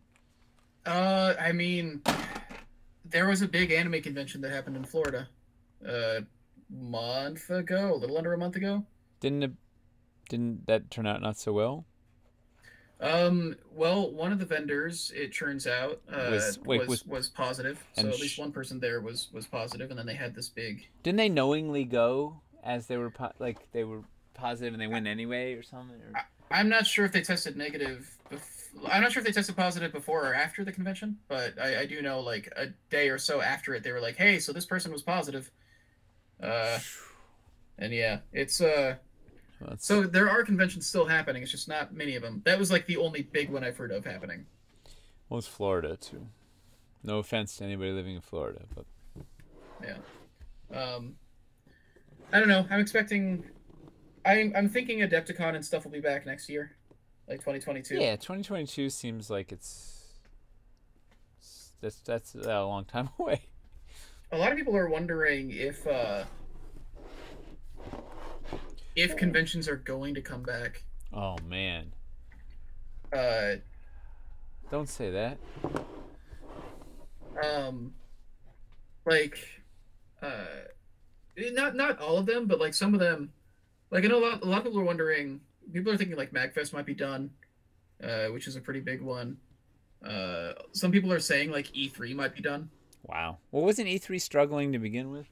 E3 was already struggling, and so they did a thing where they started selling tickets to like general public as well, and stuff like that. And so what people are worried about is they're like, you know, you go without E3, all these companies are going to realize that they don't need E3 to sell their stuff. They can just run their own digital conferences, and then it's gone. Yeah. And so you know they can cut the cost of all the of E3 and have more control over the messaging. Yep. Have their own convention where they're not competing with anybody. All that jazz. So a lot of people are wondering if E3 is actually going to be able to keep existing.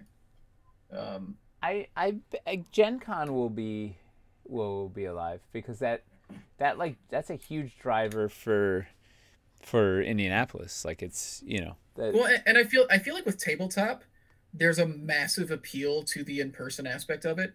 Yeah. So I feel like a lot of the big tabletop conventions, wargaming conventions, I think they will come back. Some of the smaller ones might be struggling just based on how they were doing financially beforehand.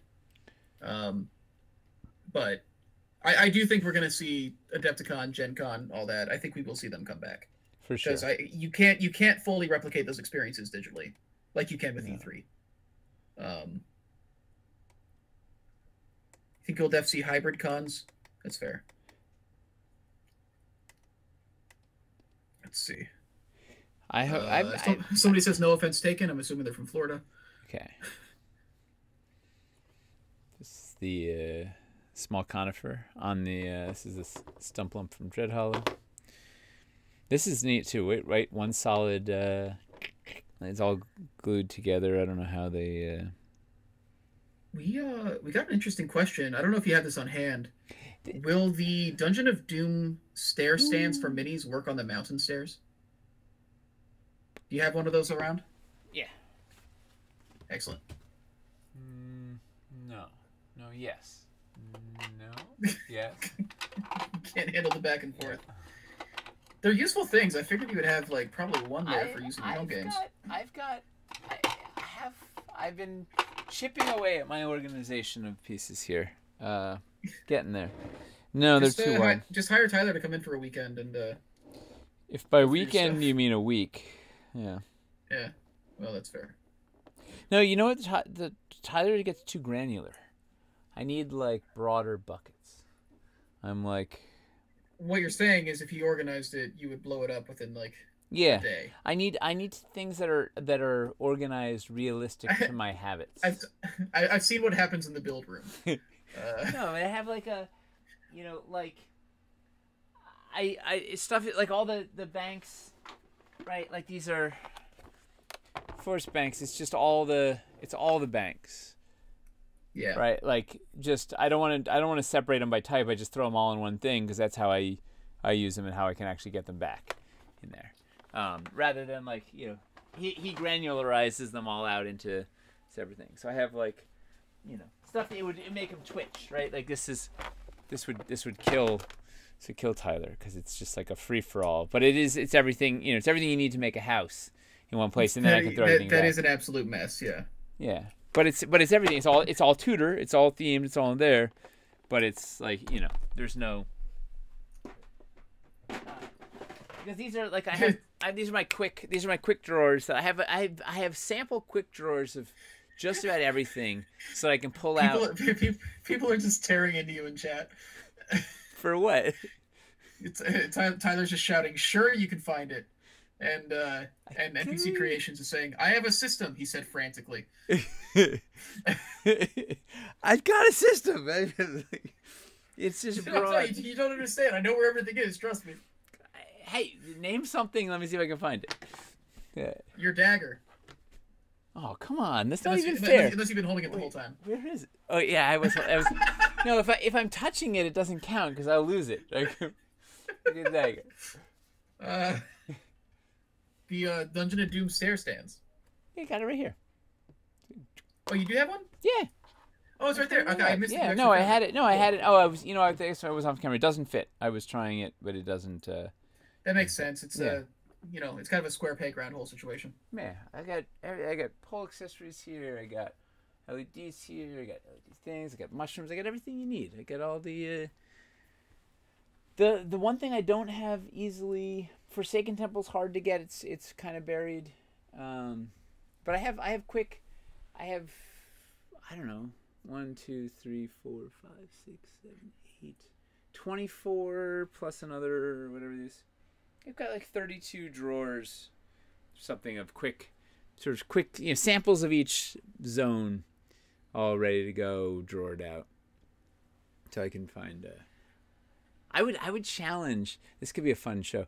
I would challenge Tyler to a peace off where he's in the office, I'm here, and we have to like you yell out a piece, and we have to see who can get it on camera first. Tyler's just like, "Are you sure this is what you want?" It's the yeah. People are shouting SKU numbers in chat. Everybody is just. Everybody's what? Everybody's just tearing you apart. People are asking you to find cattails. Well, okay. My defense, cattails are at the office, but I know exactly where they are. Yeah. Quick, find an Underdoom Megabanks pack. So we've developed like a surprisingly passionate community of Underdoom lovers. A lot of people are like saying like, are we gonna bring more Underdoom back and all that stuff. It's interesting. Like I didn't realize this many people like wanted Underdoom. Underdoom Bank. Look at that. Okay, now can we get it back in stock? Yeah. The Underdoom paint scheme is one of the coolest looking paint schemes you've ever done, man. Yeah. Especially with the black lights. Aaron worked hard on that thing, making some magic. People should post. I want to see their organization schemes. We have an entire channel on the Discord that is dedicated to storage. It's because it's a thing. And then resin is a really hard one, right? I had the big flat file cabinets for the resin because that's like its whole own animal. Now everybody in chat is talking about how they want to get Underdoom. There might be more of an Underdoom desire than we realize. Yeah. Well, I'm making a strong case for Cavern's Core in Underdoom. Wait, Lion Gargoyles. I think people are just shouting pieces in chat, and then Tyler's telling them what the SKU number is. Oh, I love it. Wait, this gargoyle? Somebody said KX963. They're making stuff up. The lion. Yeah, and Tyler responded, "How dare you?" I don't get that reference. Lion Gargoyle? Right here. Yeah, Lion Gargoyle. Got it. That's a 4WA003. Stop. And not to be confused with the with AC 537, the Savage Gargoyle. Ah, yeah. Yeah. Working on it. All right. So what do we? Aside from my should I do we can do a whole episode on my organizational scheme here. This would be because you guys have seen a glimpse of my basement. You can see how it's it's here. It exists. It's not the most also cold. I'm really cold. People are asking for an Underdoom build of the month. The first rule of build of the month, it has to be in stock. I think the problem with Underdoom is, and this is something somebody's saying, is they're saying, I'm not interested in Underdoom normally, but if it was better supported, I would find it worthwhile. I think it's in like a vicious cycle situation. Chicken and egg. Because it's hard for us to stock right now, it's making it hard for people to see the value in it. Tell them to which is then making it hard for us to get in stock. Tell them to go look at Psionic Maelstrom. That was an Underdoom build of the month. Oh yeah, the Psionic Maelstrom. Yeah. That was a good one. That also takes the record for the longest build a munch shoot ever, because that one I shot from my basement by myself. Was that the first remote one we did? And Selena was on Slack. And it was like, yeah, that was a long haul. People want to see the wildlands trees next to the old Dread Hollow trees. Oh, Dread Hollow trees, you say? Yeah. Tyler, what's the skew on the old Dread Hollow trees? Right here. It's off camera. It was right on camera. What are you talking about? It was right there. I'm looking at the stream. What are you talking about? So Tyler immediately, WT 601 606. 603 I got here. 601 through 606. Yeah. Well, you got to use a double dash to make it clear that that's what you're saying. An M dash? You can't use a single hyphen for both things. It's confusing. Yeah, no, you got to choose pick your hyphen battle. Do we have a paint video for Underdoom? Yeah, we have a paint video for Underdoom. It's in the Joy of Dwarven Painting playlist. Let's see. I want to see Underdoom in part so I can buy the whole thing a bit of a time. We floated the idea of like doing a Cavern's Core in Underdoom, right? Yeah. At some point. I want to get. Here's my plan is to have Hellscape, standard Cavern, Ice Cavern, Underdoom, and Hellscape all in Cavern's Core. So here are 2 trees, adorable. Let me find this. Get the same thing up front. Is that the old paint scheme for the Dread Hollow tree? I think the tree paint schemes in Dread Hollow didn't really change much. It changed slightly, but not noticeably. And I think this is the OG. Yeah. Yeah. I think like it was mostly the floors that were affected. Correct. I have a new one somewhere. Yeah, that conifer is tall. How tall can you stack the trees? Like if you keep putting like stump extenders in, is that what you mean? It's a good video. I watch it every night before I go to bed to reassure me there's still beautiful things in this world. Regarding the Underdoom painting video. So these are both the small trees, yeah? Yeah, but I'm gonna go bigger. Let's see. We're gonna go wide. It's a big tree. Oh, and then a reminder to do the light panel with the water texture on top of the filter at some point. That'll be our outro, our sign off. Yeah. Let's finish showing these off first. Yeah, that's 5. Is that 5? Can I count? That's 4. By 5 I mean 4. This tree's starting to look pretty comical. You know, although if you go out and look at real trees, they're kind of comical. It's starting to look like a toilet brush.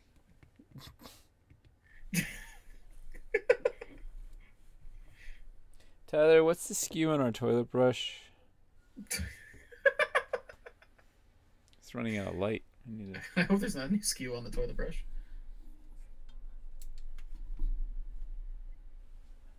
Let's see.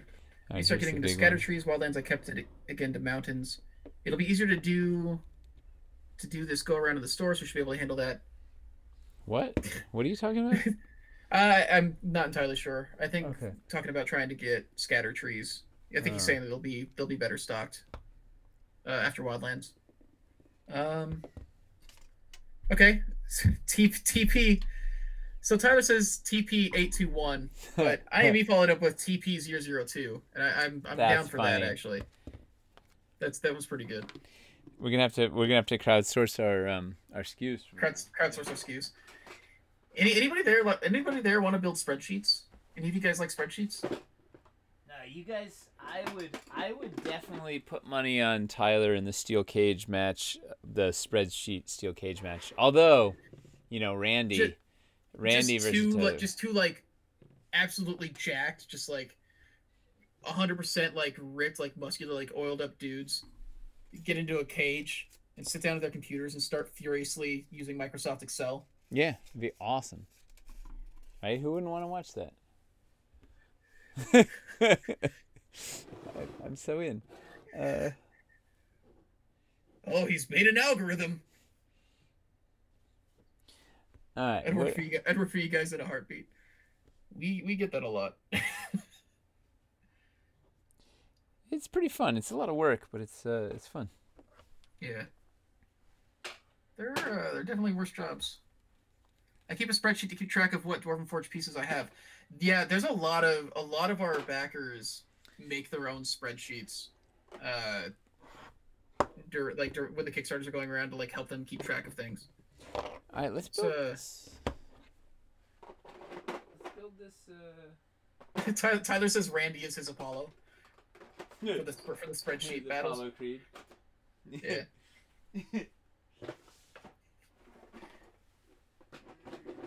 Now we got a lot of people offering to do spreadsheets. I love it.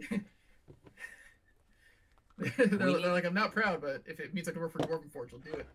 Dude, spreadsheets are run. It's the secret backbone of DF. Like, yeah. Well, that was the thing. Like during Wildlands, we actually like kind of sourced the spreadsheets that everybody made and put them in a channel in the Discord and like made them like a resource they could pass around. We put them on the Kickstarter page, I think. I don't have a spreadsheet. I just wrote a 23-page document 3 times. Yo, Masticon, yeah, you went hard. Masticon did those like set by set. Every time we like released something, he was doing like a review, like summing up what's in the set and all that for people. wow. He put in a lot of writing during Wildlands. And then he also wrote these kind of explorations on like what good core sets would be. He's done a lot. You guys are the best. What's Masticon's recommendation for core sets for Wildlands? I sent it to you a while ago. I can bring it back up. Yeah, that, if you would. Yeah, I'll send it back to you after that because we talked about him a while ago, but it might have been. I think it was during the haze of everything else happening. 2020. Yeah. Well, I think it was during the time when we had like Hellscape and Plaguestone and everything like releasing. And we had like the new cabinet because we released like there's like a month-long period where we had like Hellscape and Plaguestone and like the new Caverns core sets. It felt like they all released like back to back. It was just a lot to keep track of. It was a wild ride, as they say. Yeah. Is Amy there? What Amy is there, yes. What does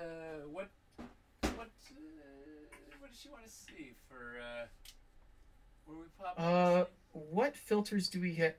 I guess we could try it over the lava filter. See if putting shimmering over the lava filter would be interesting. Let's try them all.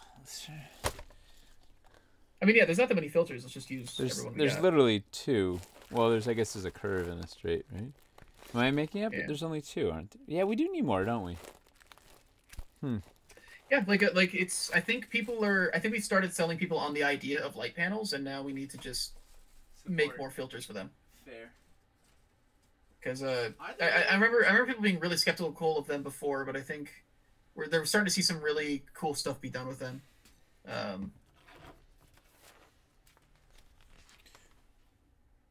It's an interesting point. Was Plaguestone a one-off thing? Can we look forward to more collaborations like that? Can you even say?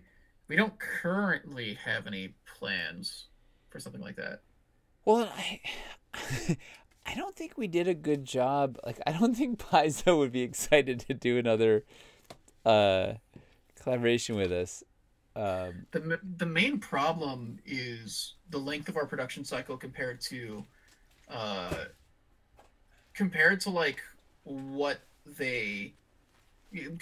what their production cycle is for getting Adventure out. That's like the main thing. Yeah, well, it takes us a while to get these things produced. We had it was a year and change. Well, the pandemic didn't speed things up at all, but it was a year and change, and we didn't do a great job of hyping it, partially because it happened right after Hellscape, and I don't know. I think all the Caverns Deep stuff too. Yeah, we did. It was not our finest collaboration. I mean, our work was great and our thing, but I felt like we didn't do the sets justice. I guess just zoom in. Let's see. People want to see the lights off. Yeah, we probably need to get in close to the texture. And the hard thing with this too is like these things also look very different on camera than they do in person. Assuming we can get it on camera.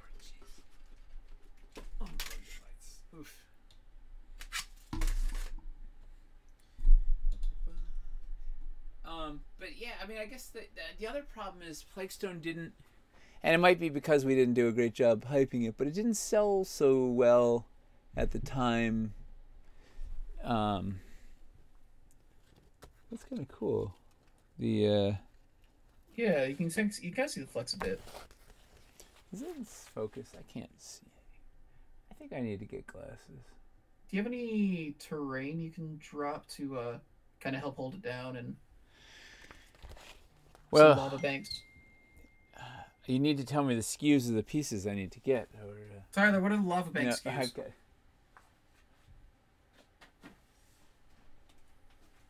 Let's see. An acid filter would be nice. Ooh, yeah, an acid filter would be That pretty would good. be killer.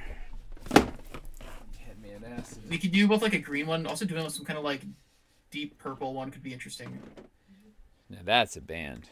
What's that? He wants to get some lava banks to put. I got him. His, light panel, but what's the SKU for the light panels? He doesn't know how to find them. I can't find them without SKUs. Can't find them without the SKU. Yeah. He needs to get into his lava. He needs to figure out which Tupperware. He's gone. It's all alphabetized by He's SKU. he's not happy about it. Oh, BK80604. Yeah, of course. I knew it.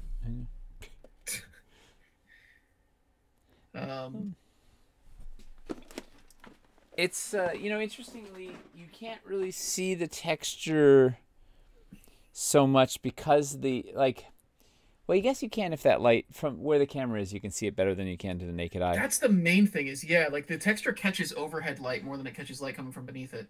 Because what you're talking about is you're talking about it's angular.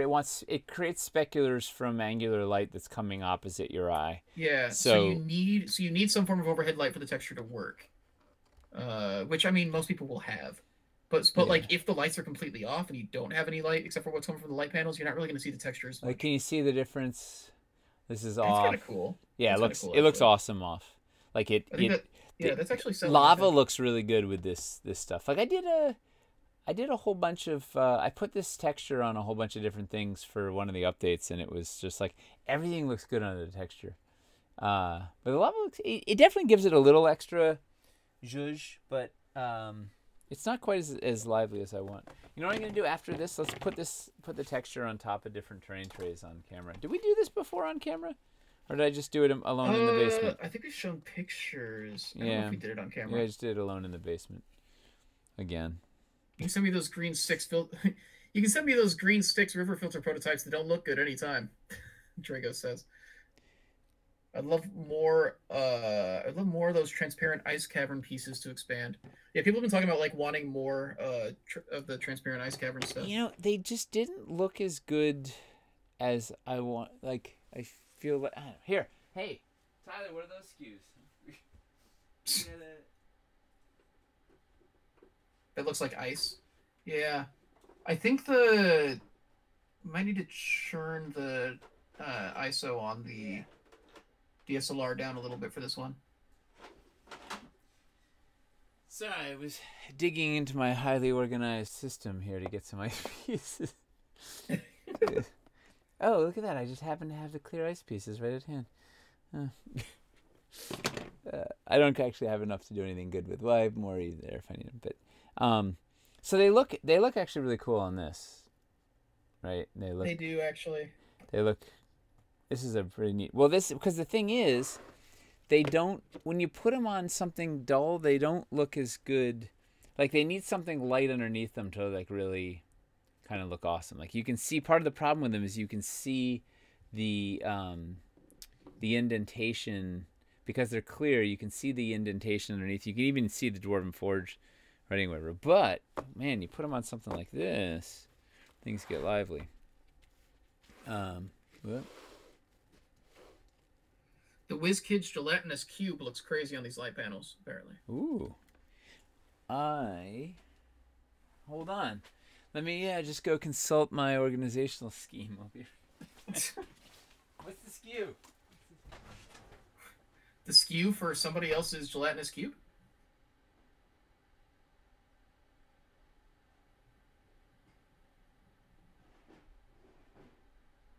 Let's see. What else we got? Like the unpainted crystal caverns, they're like that, but without the panels. Is this the same texture that'll be on the mats? Yeah. Oh. So right now we're playing around with the texture that will be coming with the water terrain trays, and cool. the water mats. That's cool. The mats are gonna have it fixed. That's, oh wow. That's the WizKids Gelatinous Cube, and I'll pop out the. Not quite as cool without this inner thing. The inner thing is really what sells it. Because you can also do. You can put your. What are we gonna put in there, man? I wish I had Rabbit Burner here to put in that thing. It might still be around. No, I mean the mini. Earlier. The mini. Oh, the mini, right. Yeah. Well, I'm sure he'd pop over. Oops. The camera's making them look blue, no? Yeah, for some reason it's funny because it was really too warm. That's the problem with the texture and the light panel stuff with us trying to show you on stream is it does look different to the camera than it looks to the eye. Down. And it looks yellow now, and then it looks blue when it goes so. Oh, it's the color temperature of the light. Hmm. Yeah. Ooh, the low light's actually pretty good on it. You still keep a lot of the sticks color. Something like that. That's pretty cool. But this, well, you can see the texture. Like the texture. Let's put it on a bunch of other things. Yeah. Because those are all. People were wondering if they could see just the texture over the light panel. I don't sure. know if that's gonna do much though. So there's that.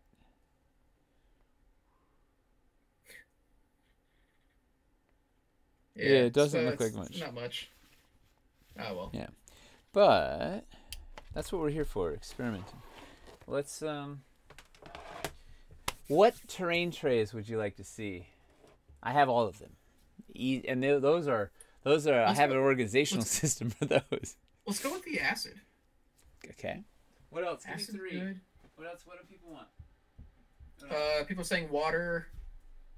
Water. All is a good one. All. Quicksand.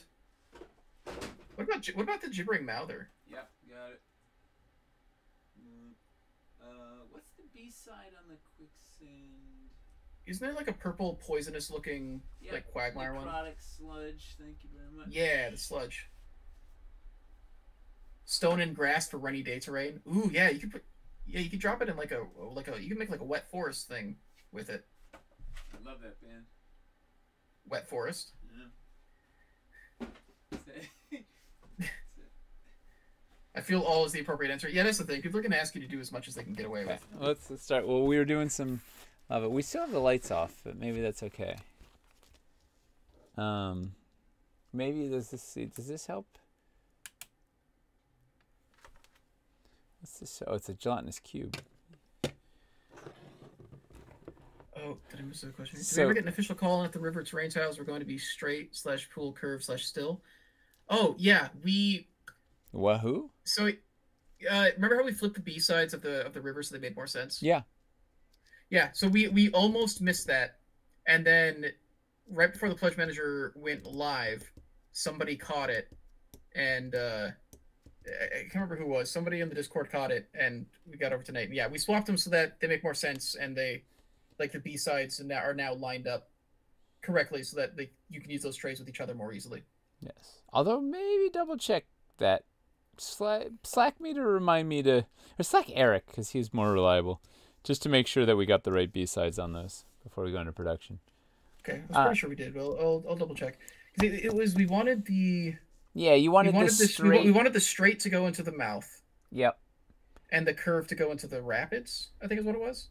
Or the curve to go into. There's a mouth and there's open water. Right? It was open water, mouth, straight, curve. So straight goes into the. So the B side of straight is open water. The B side of the curve is the river mouth. Okay. So because general. Oh, Tyler asked if we want Tyler, if you can check that, that'd be great. That would be amazing. And what are the SKUs? So this is the magma turn curve from. Let's go a little wider.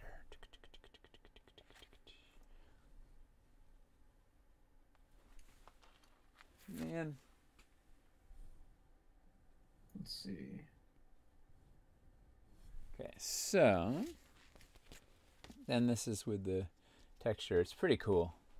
It gives the lava a little more lava life, right? Just gives it that. Yeah. So a little magma river. You guys get on the other side straight. It's just cool. All right, that's one. Then we all right, let's do wet river. I mean wet forest. That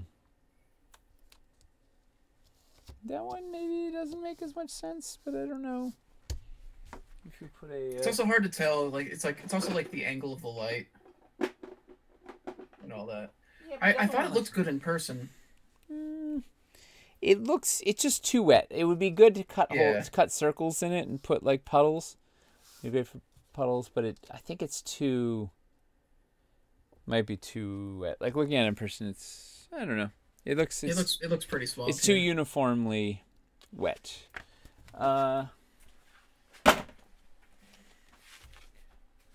Quicksand. Quicksand looks good in this stuff. It makes it feel like it has motion to it. Yeah. Well, that's what's fun about this too. When you move your head, they're like the speculars move. It really like this texture is awesome. So this quicksand looks great with this. Put some lava banks for no apparent reason around it. Yeah. Just lava banks. Well, I just I think it works on the same. Yeah, it makes it feel like all those little tiny grains are moving around. Yeah. I don't know. This might be stupid. The backside is the cave stone. No, maybe it's wet stone with shallow water. I don't know. You could do it for a ford on a river. That's what a whetstone looks like. A whetstone's a lot smaller. You gotta be able to boy, scrape your knife against it. You know. Sharpen your blade. Yeah. Texture sheets are not already in the shop. They'll be going in the shop when the wildland stuff arrives. Ooh, this one might make more sense. Oh, give your puddles a little. They won't be sold individually in the Pledge Manager. They'll come with every water terrain tray. Yes, and then we'll have them individually. Wildlands, and then in the store, we will sell them separately. We couldn't add more items at this point to the campaign. It was just too insane to fulfill. Ooh, gibbering mouther now. More gibbery. Alright. Yeah, that one looks cool. That's just extra gross. And to the eye, this is one of my favorites. Yeah, I wish I could be there in person to see it. Oh well. I think it's because we're getting like a direct harsh glare into the DSLR, so I think it's skewing it for a lot of people. Yeah, it works for the acid. Yeah, the acid looks fantastic under it. Oh, that actually looks really good. How well do the magnets work when the sheet is on top of the terrain tray? Oh, fantastic. Works great. The texture is not very thick, so the magnets still work perfectly. Yep, look at that. Look at that stick. Will this one stick? I don't know if this. I'm putting a tree on. Let's see if this is. Might be too heavy. What? Wow. If it survived that, it's probably going to survive whatever you do in your games. Yeah. Yeah. Will not slide around. So yeah, acid is a good. I could turn this off. Is this? Oh, it's the back. It's the backlight. Let's see. How fragile are the resin pieces? New pieces look amazing, but I'm not even sure what to expect. They're not terribly fragile. If you drop them off, you definitely don't want to drop them. Don't drop them off your table. You cannot treat them. I think the danger is you get used to when you're using dwarvenite. I think you get used to being able to like kind of be rougher with the pieces. Yeah, I haven't broken too much resin, and Grayson has touched played with the resin a few times and stuff. Like it's pretty resilient, but like the thin pieces, right? This is the abyss. I don't know what it does with the sheen. It's. Wow. Could be dark water. Black. It's actually like a black river. Like if you put like, I don't know. It's kind of creepy. It's just an oil river. Yeah. Well, this is the It's a bunch of oil. The necrotic sludge with this looks just fantastic. I really like this tray. Yeah, this is It's one of my favorite trays. That's very good. Let me see that so doesn't the light puck have a swirl program? Wonder what those texture mats look like on those light pucks while they're swirling light around. If I had one here, we could look at it, but I don't know. Yeah. Maybe we can try to do I think that's all before. that's all the terrain trays aside from we didn't do swamp water from. The creation of these feels like an unexpected benefit from the original plan not working. Yep.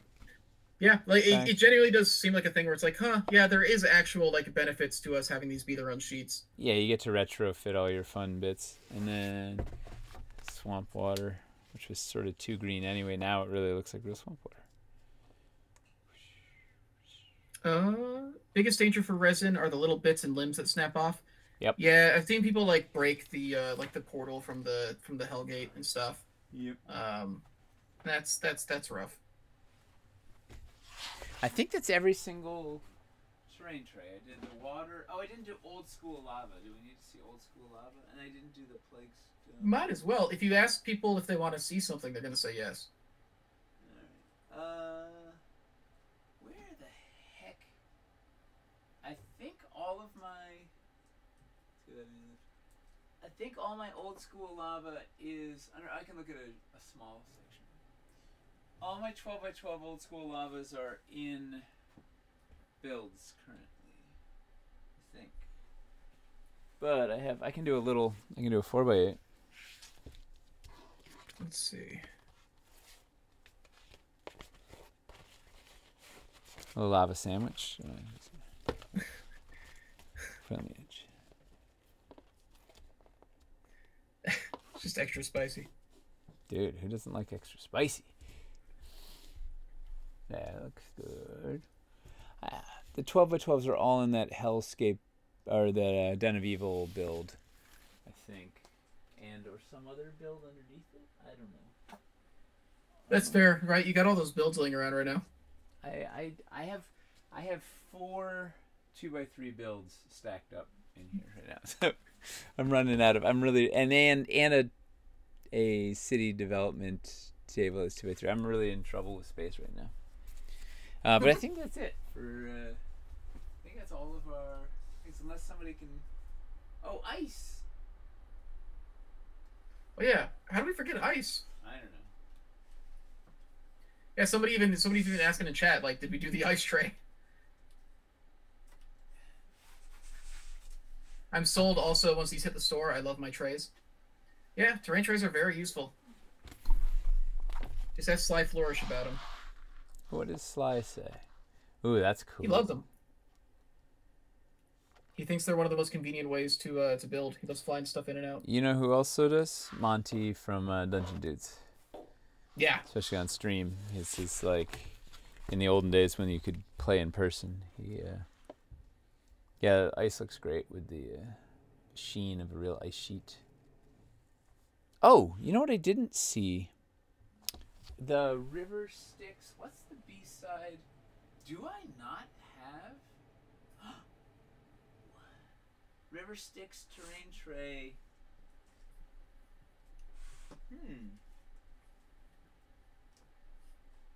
What's the B-side on the River Styx?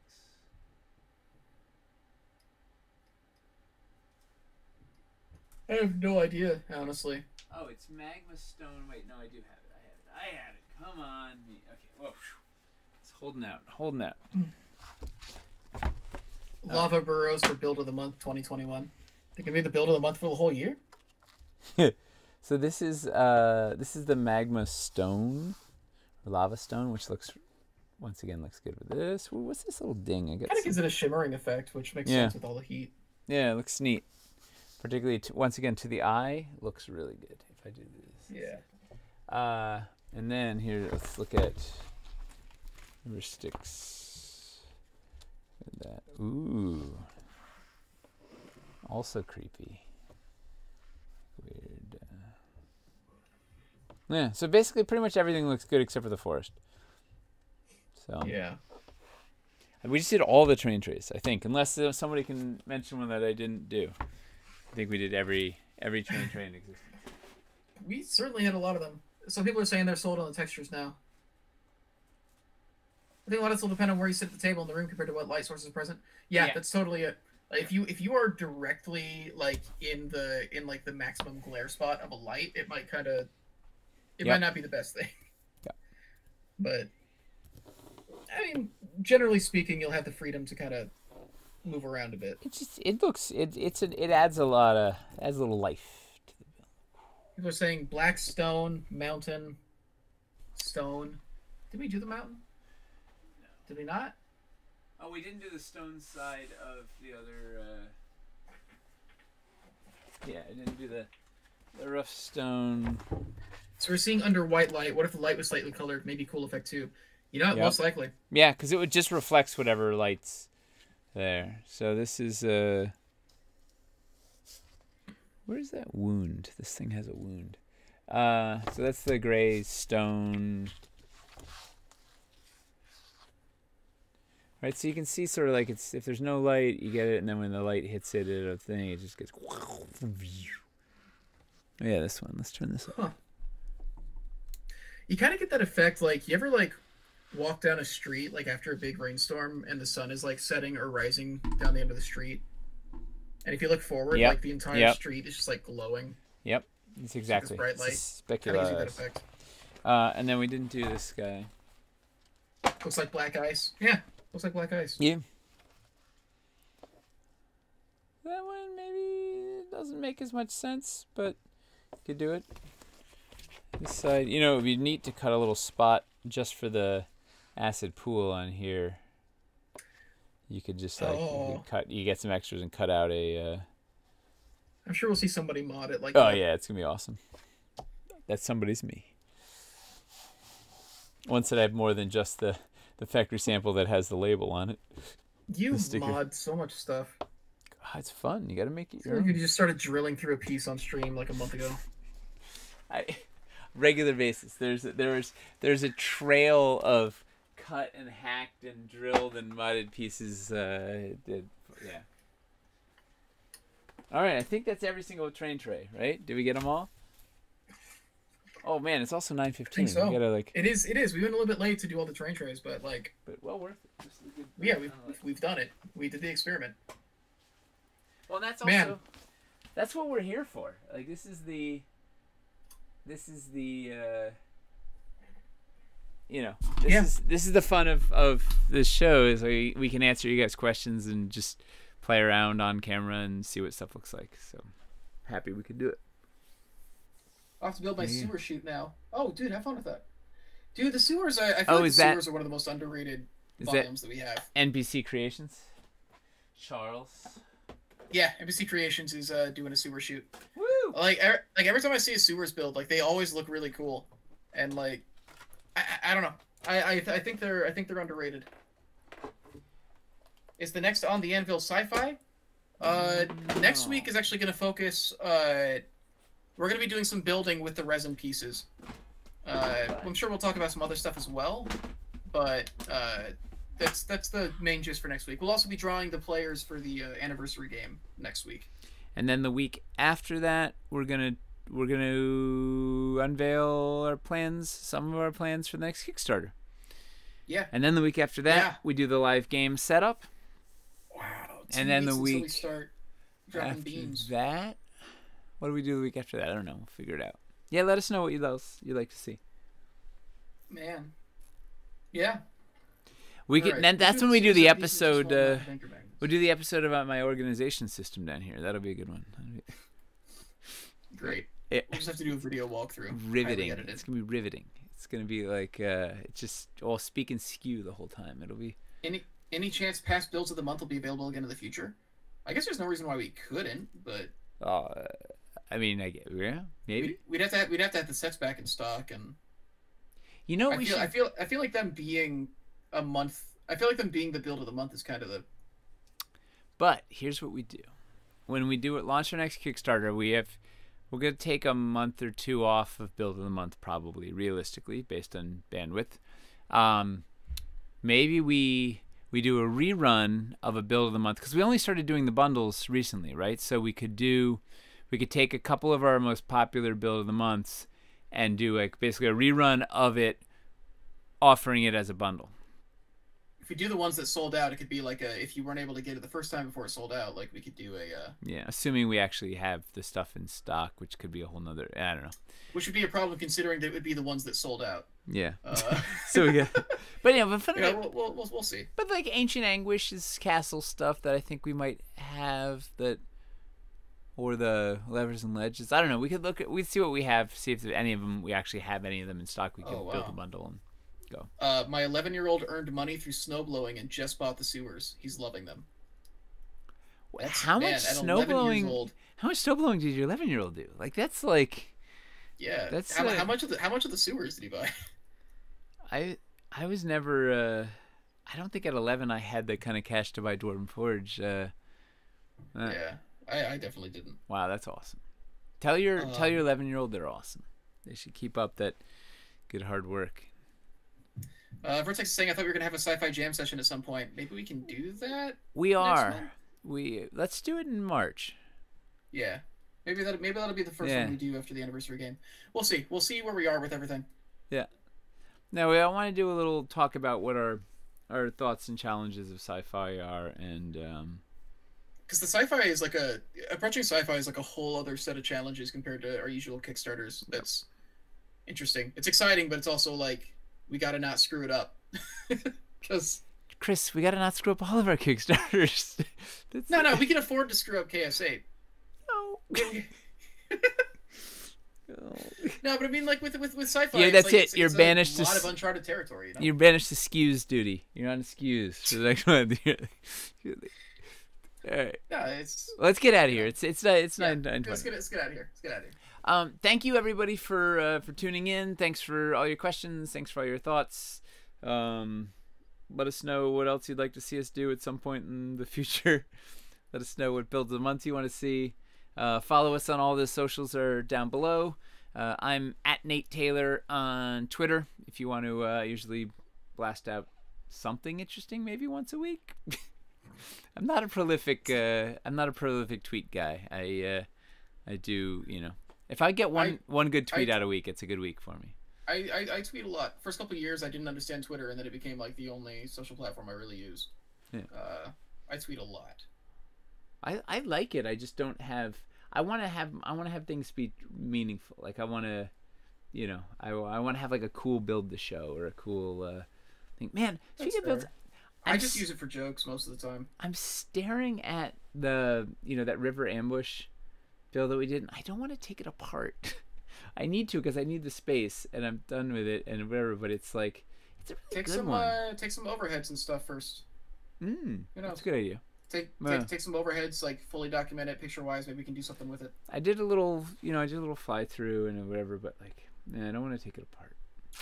Yeah, it's so nice. I get it. A lot of time went into that. Hey, it was like a stream. It wasn't that much actually.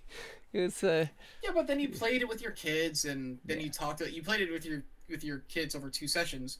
Yep. And then talked about it and shared it with here. It was like a communal experience. It's probably like more sentimental. It's true. Stuff to that build than most.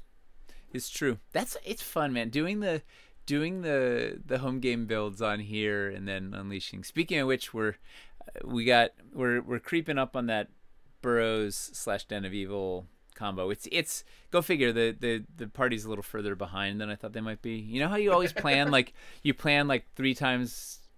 You've triple the amount of stuff than they actually ever get through in one session. So we have one more session where they actually sort of prep and go before they go in. But I have to finish the Burrows part. Oh, maybe no, we have a thing next week. I don't know. I don't know when I'm going to finish that Burrows thing. Maybe this weekend. I'll get some pictures of that up.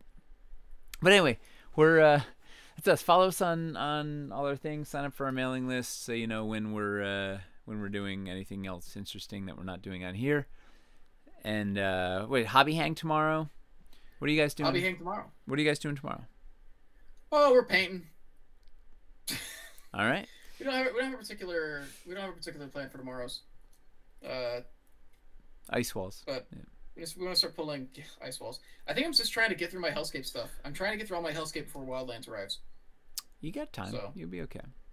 We do have time. Yeah. But And then next week we're back. We keep cooking. So thank you guys for tuning in. Thanks for all the good vibes. Thanks for all the support. Thanks for just being generally awesome across the boards. And we'll see you soon. Good night. Bye, everybody. Bye.